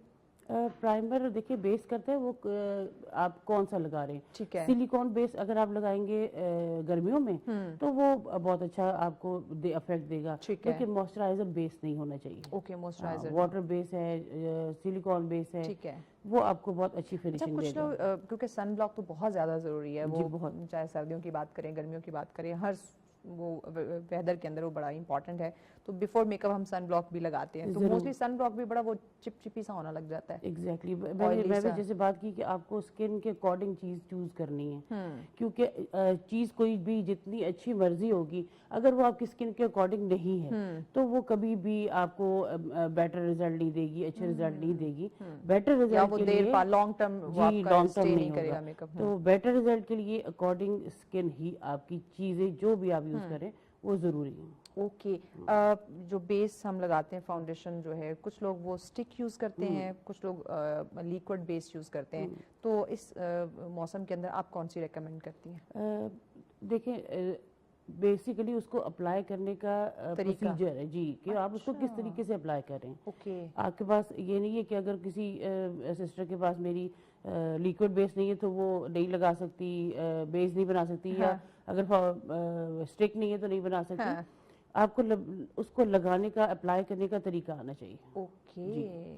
तो वो आप फाउंडेशन और स्टिक दोनों यूज कर सकती हैं, लेकिन कंपैरेटिवली आपको फाउंडेशन इसलिए बेटर रहेगी कि वो लिक्विड फॉर्म में, जितना भी चीज लिक्विड होती है वो उतनी एब्जॉर्ब होती है ओके स्किन में। सो लिक्विड जैसे स्टिक आपकी थिक है ना, तो वो ज्यादातर कंसील करने के काम आती है। लाइक आपके पिगमेंटेशन है, आपका डार्क सर्कल है, व्हाटएवर, उसको आप कंसील करने के लिए कलर करेक्टिंग के लिए आपके वो अक्सर खवातीन की बिल्कुल होती है। तो वो ये क्या होगा कि जरा थिक फॉर्म में होगी तो वो आपको कवरेज देगी और स्टे भी करती है बहुत।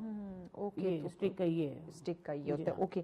सो किचन में जब हम जाते हैं, ऑब्वियसली वहाँ पे बहुत ज़्यादा हीट होती है, तो कुछ खवातीन का ये भी होता है कि भाई वो पैची होने लग जाती हैं या स्वेटिंग बहुत ज़्यादा शुरू हो जाती है, खासकर ये अपर लिप की बात करें, तो चिन पे बात करें खासकर इस तरह, या नोज़ पे बात करें, तो वो स्वेटिंग की वजह से भी उनके बेस ख़राब होने लग जाती है, तो इसका क्या हल होना चाहिए? देखिए, मैंने कहा कि अगर आपके पोर्स अच्छे से क्लोज आप करते हैं तो स्वेटिंग कम होती है, और उसके बाद जब आप अपने बेस को फिक्स कर देते हैं, अगर आपको स्वेटिंग हो भी तो आप उसको टच ना करें, ये हैंड टच नहीं वो तो करें। जैसे हाथ लगाया वो हाँ, साथ आ जाएगा। क्योंकि वो ये एग्जैक्टली ये होता है।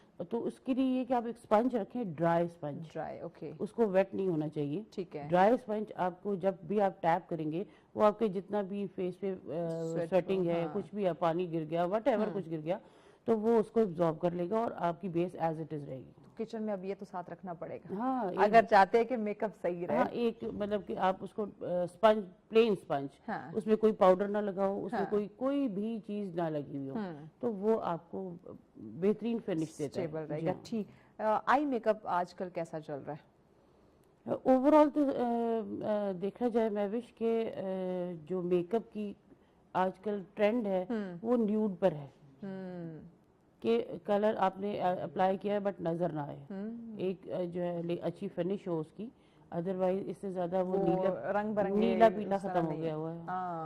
पहले तो खवातीन वो क्योंकि नीला पहले तो पीला बहुत रेड इस तरह लगाती थी, बहुत ज्यादा आई शेडिंग पे बहुत ज्यादा, वो शिमरी बहुत ज्यादा चलता था, कलर्स भी बहुत होते थे, और वो डिफरेंट स्टाइल था उसका। लेकिन ये कि अभी जो है ना वो चेंज हो गया। सही हो गया।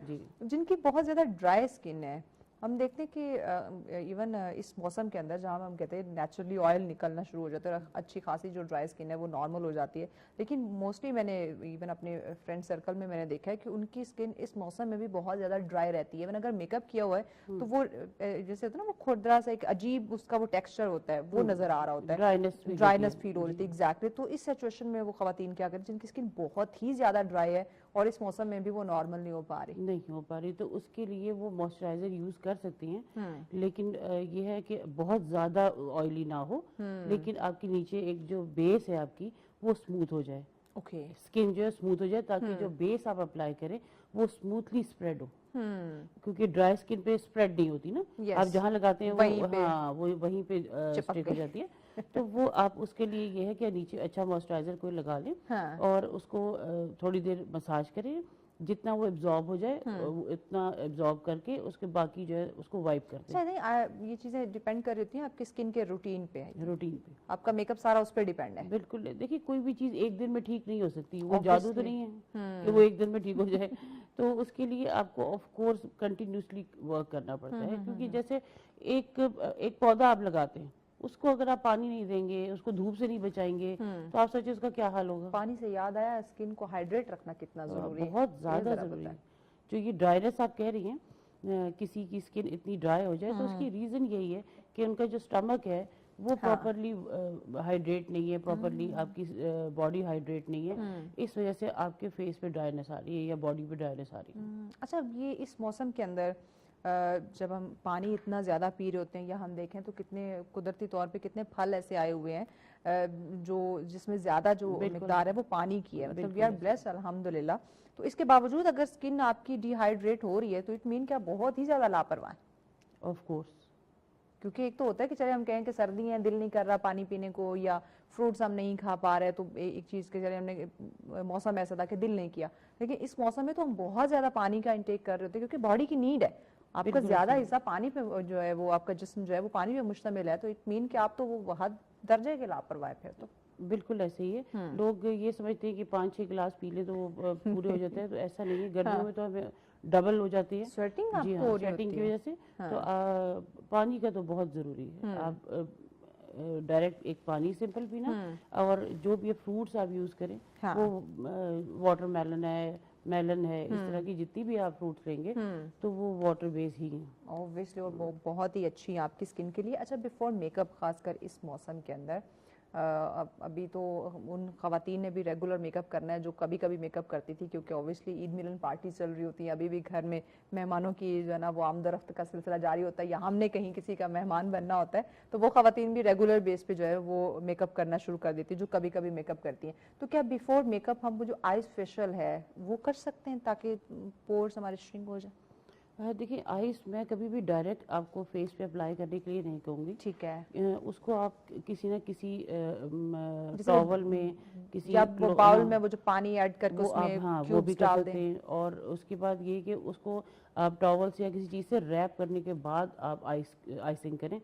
डायरेक्ट आइस नहीं लगाएं, वो भी आपकी स्किन को बर्न करती है। जैसे अगर हम कोई ठंडी बर्फ हाथ में पकड़ लेते डायरेक्ट नहीं हैं तो करना। आपको फील होता है कि जैसे पोर्स जो है ना वो कैसे हो गए, समथिंग रॉन्ग। पिंचिंग सी फील हो रही होती है। तो वो आपकी हाथों की स्किन तो बहुत हार्ड है कंपैरेटिवली फेस के।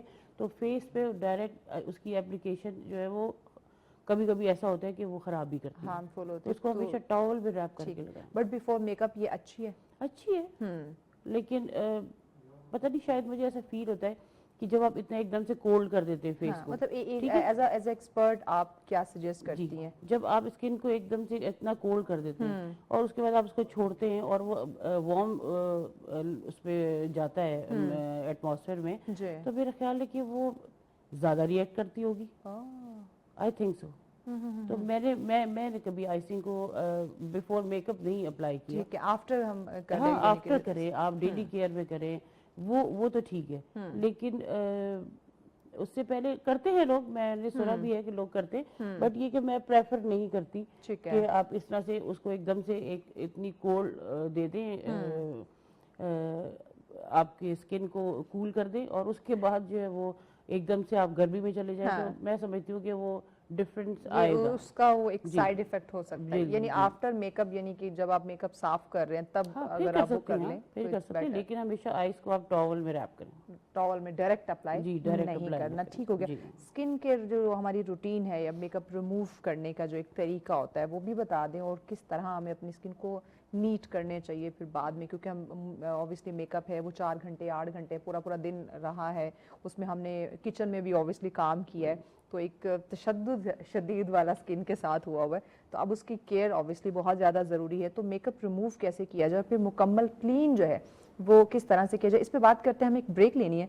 ब्रेक के बाद नाज़रीन इस जवाब पे हम आते हैं, क्योंकि बड़ा इंपॉर्टेंट है कि मेकअप तो हमने कर लिया और पूरा दिन रहा है, अब अपनी स्किन का हमने ख्याल भी करना है, केयर करनी है, किस तरह से की जाए, इस पे बात करते हैं ब्रेक के बाद। साथ रहिए। वेलकम बैक नाज़रीन, आप देख रहे हैं सच सवेरा। आज का हमारा आखिरी टॉपिक जिस पे हम बात कर रहे थे वो ख़वातीन जिनको मेकअप करने का बहुत ज़्यादा शौक है या कहीं ना कहीं मजबूरी है, फंक्शन है, करना है, ये पूरा महीना ईद मिलन पार्टीज चलेंगी तो ऑब्वियसली मेकअप करना है, लेकिन अब गर्मी है, किचन में भी खवातीन ने काम करना है, तो मेकअप को हम स्टेबल कैसे रख सकते हैं ताकि वो हमारी जो लुक है वो फ्रेश नजर आए, मेकअप हमारा फ्रेश नजर आए। इसी पे बात करें। हुमा हमारे साथ है। हुमा, मैं बात करी थी कि skin care routine, makeup remove करना है, पूरा दिन हमने मेकअप रखा है स्किन के ऊपर, हम किचन में काम करते रहे हैं, गर्मी सर्दी हर तरह का टेम्परेचर हमारी स्किन को मिला है, सो अब मेकअप रिमूव कैसे किया जाए और फिर मुकम्मल हमारे जो पोर्स हैं वो क्लीन हो, कि पूरा दिन जो मेकअप अगर कहीं वो चला गया, पोर्स ओपन हुए हैं, तो वो बाद में स्किन को ख़राब ना करे, नुकसान ना दे। तो ज़रा स्किन केयर रूटीन और मेकअप रिमूवल किस तरह से होना चाहिए बता दें। जी महविश, अच्छा क्वेश्चन किया आपने। जनरली लोग मुझसे ये क्वेश्चन करते हैं सैलून में भी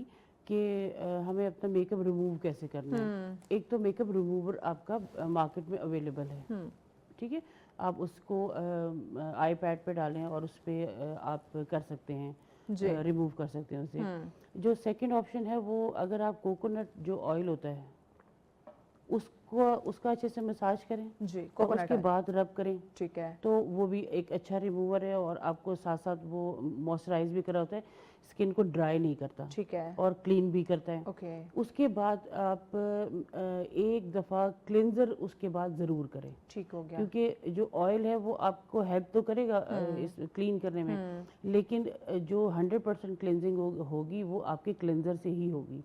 एक दफ़ा आपने ऑयल से रिमूव कर लिया, उसके बाद क्लिनजर करें, ठीक है, वाइप करें, उसके बाद टोनर स्प्रे करें, तो ये बहुत अच्छा इसका रिजल्ट आता है। अच्छा, कुछ ख़वातीन है बस जल्दी जल्दी उन्होंने क्लींजर किया, एक ही दफ़ा वो किया, उसके बाद वॉश कर लिया, यानी उससे हमारी स्किन मुकम्मल साफ़ नहीं होती। देखिए ऑफ कोर्स नहीं होती, या वो वाइप से कर दिया और फिर किसी फेस वॉश से धो लिया, इससे भी साफ़ नहीं होगी।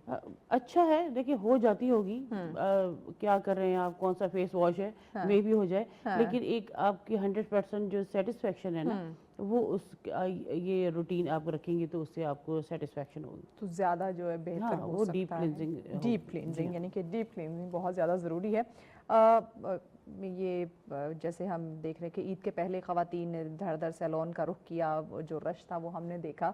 اب عید کے بعد بھی رش ہمیں دیکھنے کو ملے گا, کیونکہ اوبیسلی کچن میں بہت زیادہ ٹائم گزارنے کے بعد وہ ایک مینٹالٹی بھی ہوتی ہے نا کہ ہماری اسکن ٹین ہو گئی ہے یا میک اپ بہت کیا تھا تو ذرا رف سی ہو گئی ہے تو ذرا ہمیں سیلون جانا چاہیے.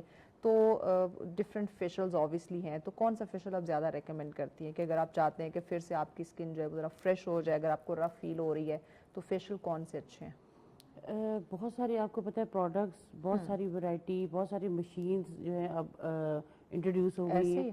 اور جو جہاں تک بات کی جائے فیشل کون سا, تو سب سے بیسٹ وہ چیز ہوتی ہے کہ جیسی آپ کی اسکن ہے, اگر آپ کی آئلی اسکن ہے, کمبینیشن ہے, ڈرائی ہے, اور اگر اینٹی ایجنگ اسکن ہے تو اس کے لیے اینٹی ایجنگ, ٹھیک ہے. اگر آپ کی ٹیننگ ہو گئی اس کے لیے وائٹننگ.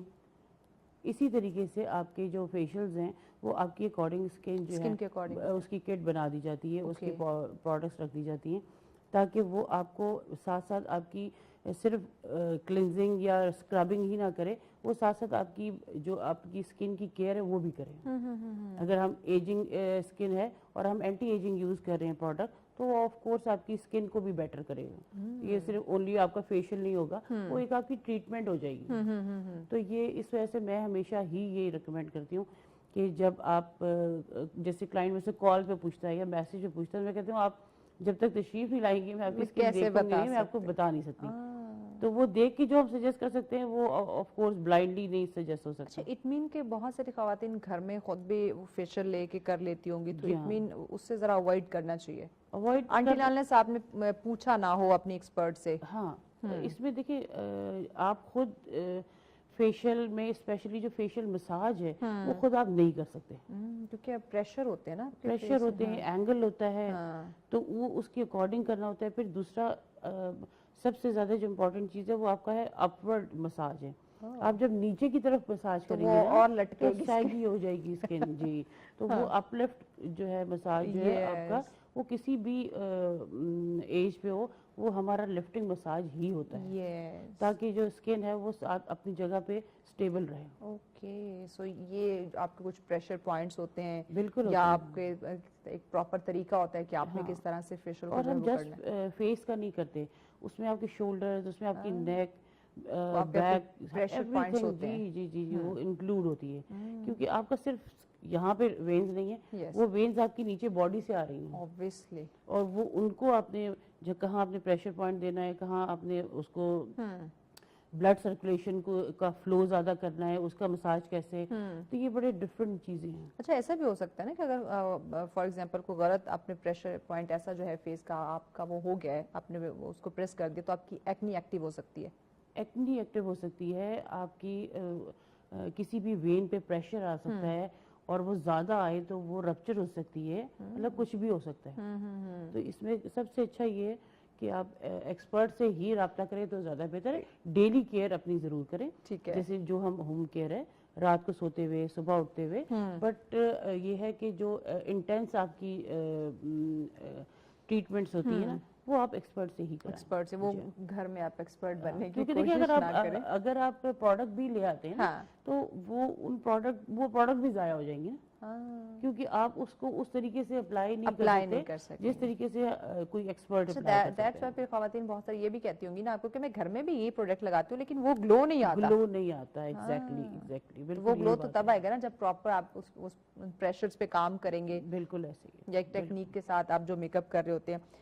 اس موسم کے اندر بھی ہمیں وہی پروڈکٹ رکھنے چاہیے جو ہم پہلے سے, یعنی کہ ایک ونٹر سے چلتے آ رہے ہیں, یا سمر میں ہمیں اپنے پروڈکٹ جو ہے اسکن کیئر کے یا میک اپ کے وہ چینج کرنے کی ضرورت پڑ جاتی ہے؟ اوبویسلی کرنی پڑ جاتی ہے, کیونکہ ہماری جو گرمی ہے آپ کو پتہ ہے کتنی انٹینس گرمی ہے, اس دفعہ تو اور زیادہ شدید ہونے والی تو ہے. وہ آج صبح ہم آفس آ رہے تھے تو اتنی گرمی ہو رہی تھی.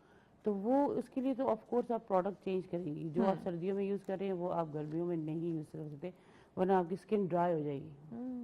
اپنا فیس واش, اپنا موئسچرائزر اور ٹونر تو چلا سکتے ہیں آپ, لیکن یہ فیس واش اور جو موئسچرائزر ہے یہ دونوں آپ کو چینج کرنا پڑے گا. کلینزر چینج کرنا پڑے گا, ٹھیک ہے, तो वो ये सब चीज़ें आपकी समर में अकॉर्डिंग वेदर ही होंगी।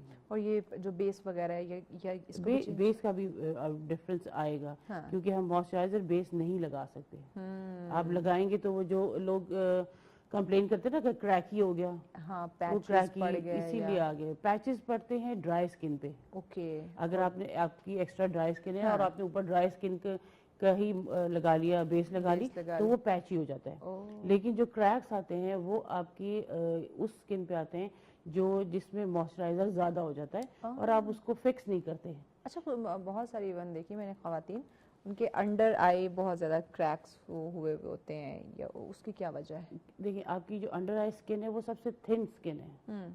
उसमें जैसे आप आईज को ब्लिंक करते हैं, बोलते हुए आपका फेस एक्सप्रेशन चेंज होते हैं, तो वो इतनी थिन स्किन होती है कि जब आपने उसके ऊपर बेस लगाई है तो वो जब भी आप मूव करेंगी आप, तो उसके लाइंस जो है वो प्रोमिनेंट होंगी, अनटिल अनलेस कि आपने उसको फिक्स नहीं किया या किया। ओके, तो ये ज़रूरी है। जी हाँ। ओके, सो इस पे भी फोकस किया करें। मेकअप के बाद हम फिक्सर यूज़ करते हैं, तो उसके लिए भी क्या कोई है आपके कोई टिप्स बताती हैं कि फिक्सर ऑब्वियसली डिफरेंट होते हैं, तो फिक्सर हमें अपनी स्किन के अकॉर्डिंग यूज़ करना चाहिए या कोई भी हम कर सकते हैं?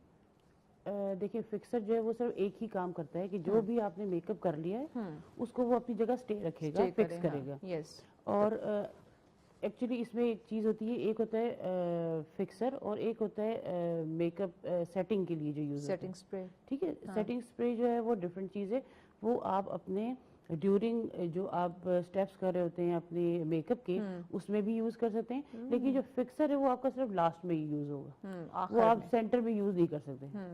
वो करेंगे तो फिर आपको मुश्किल होगी आपके ये जो पाउडर सेटिंग को। स्प्रे है वो आप जी, ड्यूरिंग मेकअप कर सकते हैं, कर आप जो सकते बीच हैं। में स्टेप्स कर रहे होते हैं, जी बट हाँ। फिक्सर है वो एंड पे है। वो एंड पे है। तो क्या ये फिक्सर जो है ये आपके ऑयल को भी कंट्रोल कर सकता है? ऑयल कंट्रोल, देखिए ये डिपेंड करता है कि आपने प्रोडक्ट क्या उठाई है, उसका ब्रांड कैसा है, जो उन्होंने उस बॉटल पे लिखा है, जो वो क्लेम कर रहे हैं, क्या वो उसको अच्छा, ये भी तो हुमा जी बड़ा मसला है ना कि हम प्रोडक्ट देखते हैं जो उस पे लिखा हुआ होता है वो तो बड़ा अच्छा लिखा होता है, लेकिन रिजल्ट की बात करते हैं तो वो किसी ना खाते के होते हैं। बस ये सीन है ये बड़ा मसला इस वक्त पाया जा रहा है। कि आप हमेशा देखें, प्रोडक्ट पे कॉम्प्रोमाइज़ ना करें। जो जर्मन बेस मैं सबसे ज़्यादा प्रेफर करती हूँ कि वो जो प्रोडक्ट बनाते हैं ना वो बहुत बहुत बहुत अच्छी बनाते हैं। मतलब उनके लिए मशहूर है कि आप ना पहले अपने वो जो भी प्रोडक्ट बनाते हैं वो पहले अपने बच्चों पे लगाते हैं, हाँ, पर्सनल यूज करते हैं, फिर वो मार्केट में लेकर आते अच्छा, लिटरली ये बात है प्रोडक्ट का जो आपने कहा कॉम्प्रोमाइज़ नहीं करना चाहिए, ये मेरा पर्सनल एक्सपीरियंस भी है, क्योंकि जो हम बाल कलर करवाते हैं फिर ऑब्वियसली वो आपका एक ऐसा शैम्पू भी होता है जो कि आपका कलर प्रोटेक्ट करता है, आपका बाल ख़राब नहीं होने देता। तो कुछ अर्सा कबल तो जो हमारे पाकिस्तानी बेस्ड वही ब्रांड जो पाकिस्तान मैन्युफैक्चरिंग कर रहा है उसका कोई असर नहीं हो रहा था। फिर मैंने इजिप्ट जो मैन्युफैक्चरिंग है जो मेड बाय इजिप्ट है वो फिर मैंने शैम्पू यूज़ किया तो लिटरली इफेक्ट नज़र आया, डिफरेंस जो है वो फील हुआ कि ये पाकिस्तानी प्रोडक्ट था और ये इजिप्ट का है। देखिए, अब मसला ये कि ये नहीं है कि पाकिस्तानी सारी प्रोडक्ट ही खराब है, बट नहीं, कुछ जो लोग अच्छा काम कर रहे हैं वो हम भी यूज कर रहे हैं उनकी product, Pakistani but brand most of the time ऐसा होता है कि आपको रिजल्ट्स नहीं आते। जी। तो वो इसमें सीन यही है कि आप उसको पहले यूज करके ट्राई करके उसको चेक कर लें और उसके बाद उसको यूज करें प्रॉपर। तो यानी हमें अब जो हमारे प्रोडक्ट हैं उस पर बिल्कुल कॉम्प्रोमाइज नहीं करना चाहिए। कपड़े हम खरीदते हैं 20-20, 30-30 हज़ार का जोड़ा ले लेते हैं, तो ये तो स्किन है, ये दिखेगी, तो जब तक ये खूबसूरत नहीं होगी तब तक उस जोड़े का भी कोई फायदा नहीं होगा। कोई फायदा नहीं। ओवरऑल जो स्किन ट्रीटमेंट हम लेते हैं वो आप कितने टाइम बाद रेकमेंड करती हैं? डिफरेंट जो स्किन ट्रीटमेंट हमारे होते हैं, फेशियल हो गया या अदर जो ट्रीटमेंट्स इसमें चल रहे होते हैं। देखिए, जनरली आप वंस अ मंथ इसका एक रेगुलर टाइम है वो आप ले सकते हैं, ठीक है। लेकिन किसी ने हमारे यहाँ जनरली लोग नहीं, मतलब कि जब तक वो 40-50 की ना हो जाए वो फेशियल्स की दुनिया में नहीं आते, लेकिन 25 के बाद आपको जरूरत पड़ जाती है। अब तो 20 के बाद कह रहे हैं क्योंकि जिस तरह हमारी डाइट है जी, क्योंकि जैसे लाफ लाइंस जो है ना वो प्रोमिनेंट होनी शुरू हो जाती है, आपकी स्किन में रिंकल्स आने शुरू हो जाते हैं। तो ये आप 25 के बाद, 25 से पहले आप अपनी जो skin care day and night की है वो रखें और उसके बाद आप एक फेशियल मंथ में ज़रूर लें, ठीक है, ताकि आपकी जो फेस पे जो आपकी एजिंग दिखनी शुरू हो जाएगी ना, वो लेट दिखेगी अगर आप उसकी प्रॉपर केयर करते हैं तो। ओके, सो जरूरी है जी। अगर आप चाहते हैं आप अपनी उम्र से कम लगे, हाँ तो देखिए, फिर चाहिए। देखिए आपकी उम्र कैसे ज्यादा लगती है हाँ। कि आपकी स्किन जो है वो सैगी होना शुरू होती है। यस, ठीक है, फ्रेश नहीं रहती ना। ठीक है, फ्रेश, एक फ्रेश भी है लेकिन आपकी जो फीचर्स है ना वो सैगी होने शुरू हो जाते हैं। ठीक है, अगर आप उसको टाइमली लिफ्टिंग उसमें जा रही हैं, प्रोडक्ट्स पे जा रही है, लिफ्टिंग टेक्निक पे जा रही हैं, तो वो आपकी जो फीचर्स हैं उनको अपनी जगह स्टेबल रखेगा। आप चाइनीज देख लें, कोरियन कोरियन देख लें, हाँ। वो के मतलब वो क्लेम करते हैं हम आपकी स्किन 10 साल पीछे ले जाएंगे। वो कोई मतलब कि एज तो नहीं अच्छा, है। लिटरली मैंने अपना एक लेकिन- प्रोडक्ट मैंने स्किन केयर का मंगवाया जो कि स्पेशली कोरिया से मैंने मंगवाया, क्योंकि यहाँ से भी मिलते हैं, लेकिन वही बात कि आपको नहीं पता ये कौन सी फर्स्ट कॉपी है, सेकंड कॉपी है, थर्ड कॉपी है। तो स्पेशली मैंने वहां से स्किन केयर का ये प्रोडक्ट मंगवाया कि भाई एटलीस्ट हमें, और नहीं तो अपने स्किन का ही हम केयर कर ले। हाँ बिल्कुल ठीक है, लेकिन मैंने पहले अभी आपसे बात की वेविश के जरूरी नहीं है कि सब पाकिस्तानी चीजें खराब हों, या बहुत सारे लोग हैं लेकिन वो बाद में जो हम डर बहुत अच्छे कर जाते रहे हैं ना, हैं। बाद में हम हाँ, डर अच्छा, जाते हैं। बस वो ये कि वो बाकियों के साथ वो गेहूं के साथ घुन भी पिस जाता है, तो बेचारे जो लोग अच्छा काम कर रहे हैं वो भी दूसरों के चक्कर में उनकी भी बेड़ा गर्क हो रहा तो है। वही ना, फिर हमें पता नहीं चलता कि ऑथेंटिक मेकअप कौन सा है, प्रोडक्ट बिल्कुल कौन ऐसे सा ही है, कौन सा हम यूज करें, तो एक डर सा बैठ जाता है। बिल्कुल ऐसे मार्केट में जो डिफरेंट फार्मूला क्रीम्स और बहुत सारे डिफरेंट स्किन केयर प्रोडक्ट आए हुए हैं, खासकर फार्मूला क्रीम्स का आप बताइएगा, इससे भी हमारी स्किन जो है वो ऑब्वियसली खराब होती है। तो जरा इस फार्मूले को मद्देनजर रखते हुए नाज़रीन को कोई पैगाम दे दें कि हमने मेकअप स्टेबल रखना है, लेकिन उससे पहले स्किन का हमने ख्याल करना है। जी, जहाँ तक फॉर्मूला क्रीम्स की आप बात कर रही हैं, देखिए किसी भी चीज़ का शॉर्टकट नहीं होता। ठीक है, जो फॉर्मूला क्रीम है वो शॉर्टकट है कि आप अपनी अपर लेयर को ठीक करना चाह रहे हैं, वो ठीक हो जाएगी क्योंकि उसमें स्टेरॉइड होते हैं, वो काम करते हैं, वो ठीक हो जाएगी। लेकिन जब आप जैसी टाइम गुजरेगा आपके अंदर की जो भी आपकी डिजीज है, आपको कोई विटामिन कम है, आपका कोई लिवर का प्रॉब्लम है, किसी की वजह से जो आपकी स्किन खराब हो रही है, वो दोबारा से आपके फेस पे आने शुरू हो जाएगी। तो यानी कि यहाँ पे कोई वो 1-2 महीने आपको अच्छा दिखेगा, ठीक है, लेकिन उसके बाद वही आपकी जो बीमारी है वो और इंटेंस होके बाहर आएगी। ठीक हो गया। Thank you so much Huma आपके वक्त का। नाज़रीन, ऑब्वियसली हमें अपनी स्किन केयर करनी है तो प्रॉपर आप अपने प्रोडक्ट को यूज़ करें। यहाँ पे कोई भी इंस्टेंट रिजल्ट देने वाली चीज़ें नहीं होती, और जो आपको फौरी रिजल्ट दे रही हैं ऑब्वियसली उसके साइड इफेक्ट भी बड़े खतरनाक हो सकते हैं। तो अपनी स्किन की हिफाजत कीजिए। मेकअप आपका स्टेबल रह सकता है, लेकिन डिपेंड करता है आपकी स्किन केयर रूटीन पे। अभी से, आज से आप शुरू कर दें ताकि आपका मेकअप अच्छा रहे। इजाज़त दीजिए, कल मिलते हैं अल्लाह ने के बाद।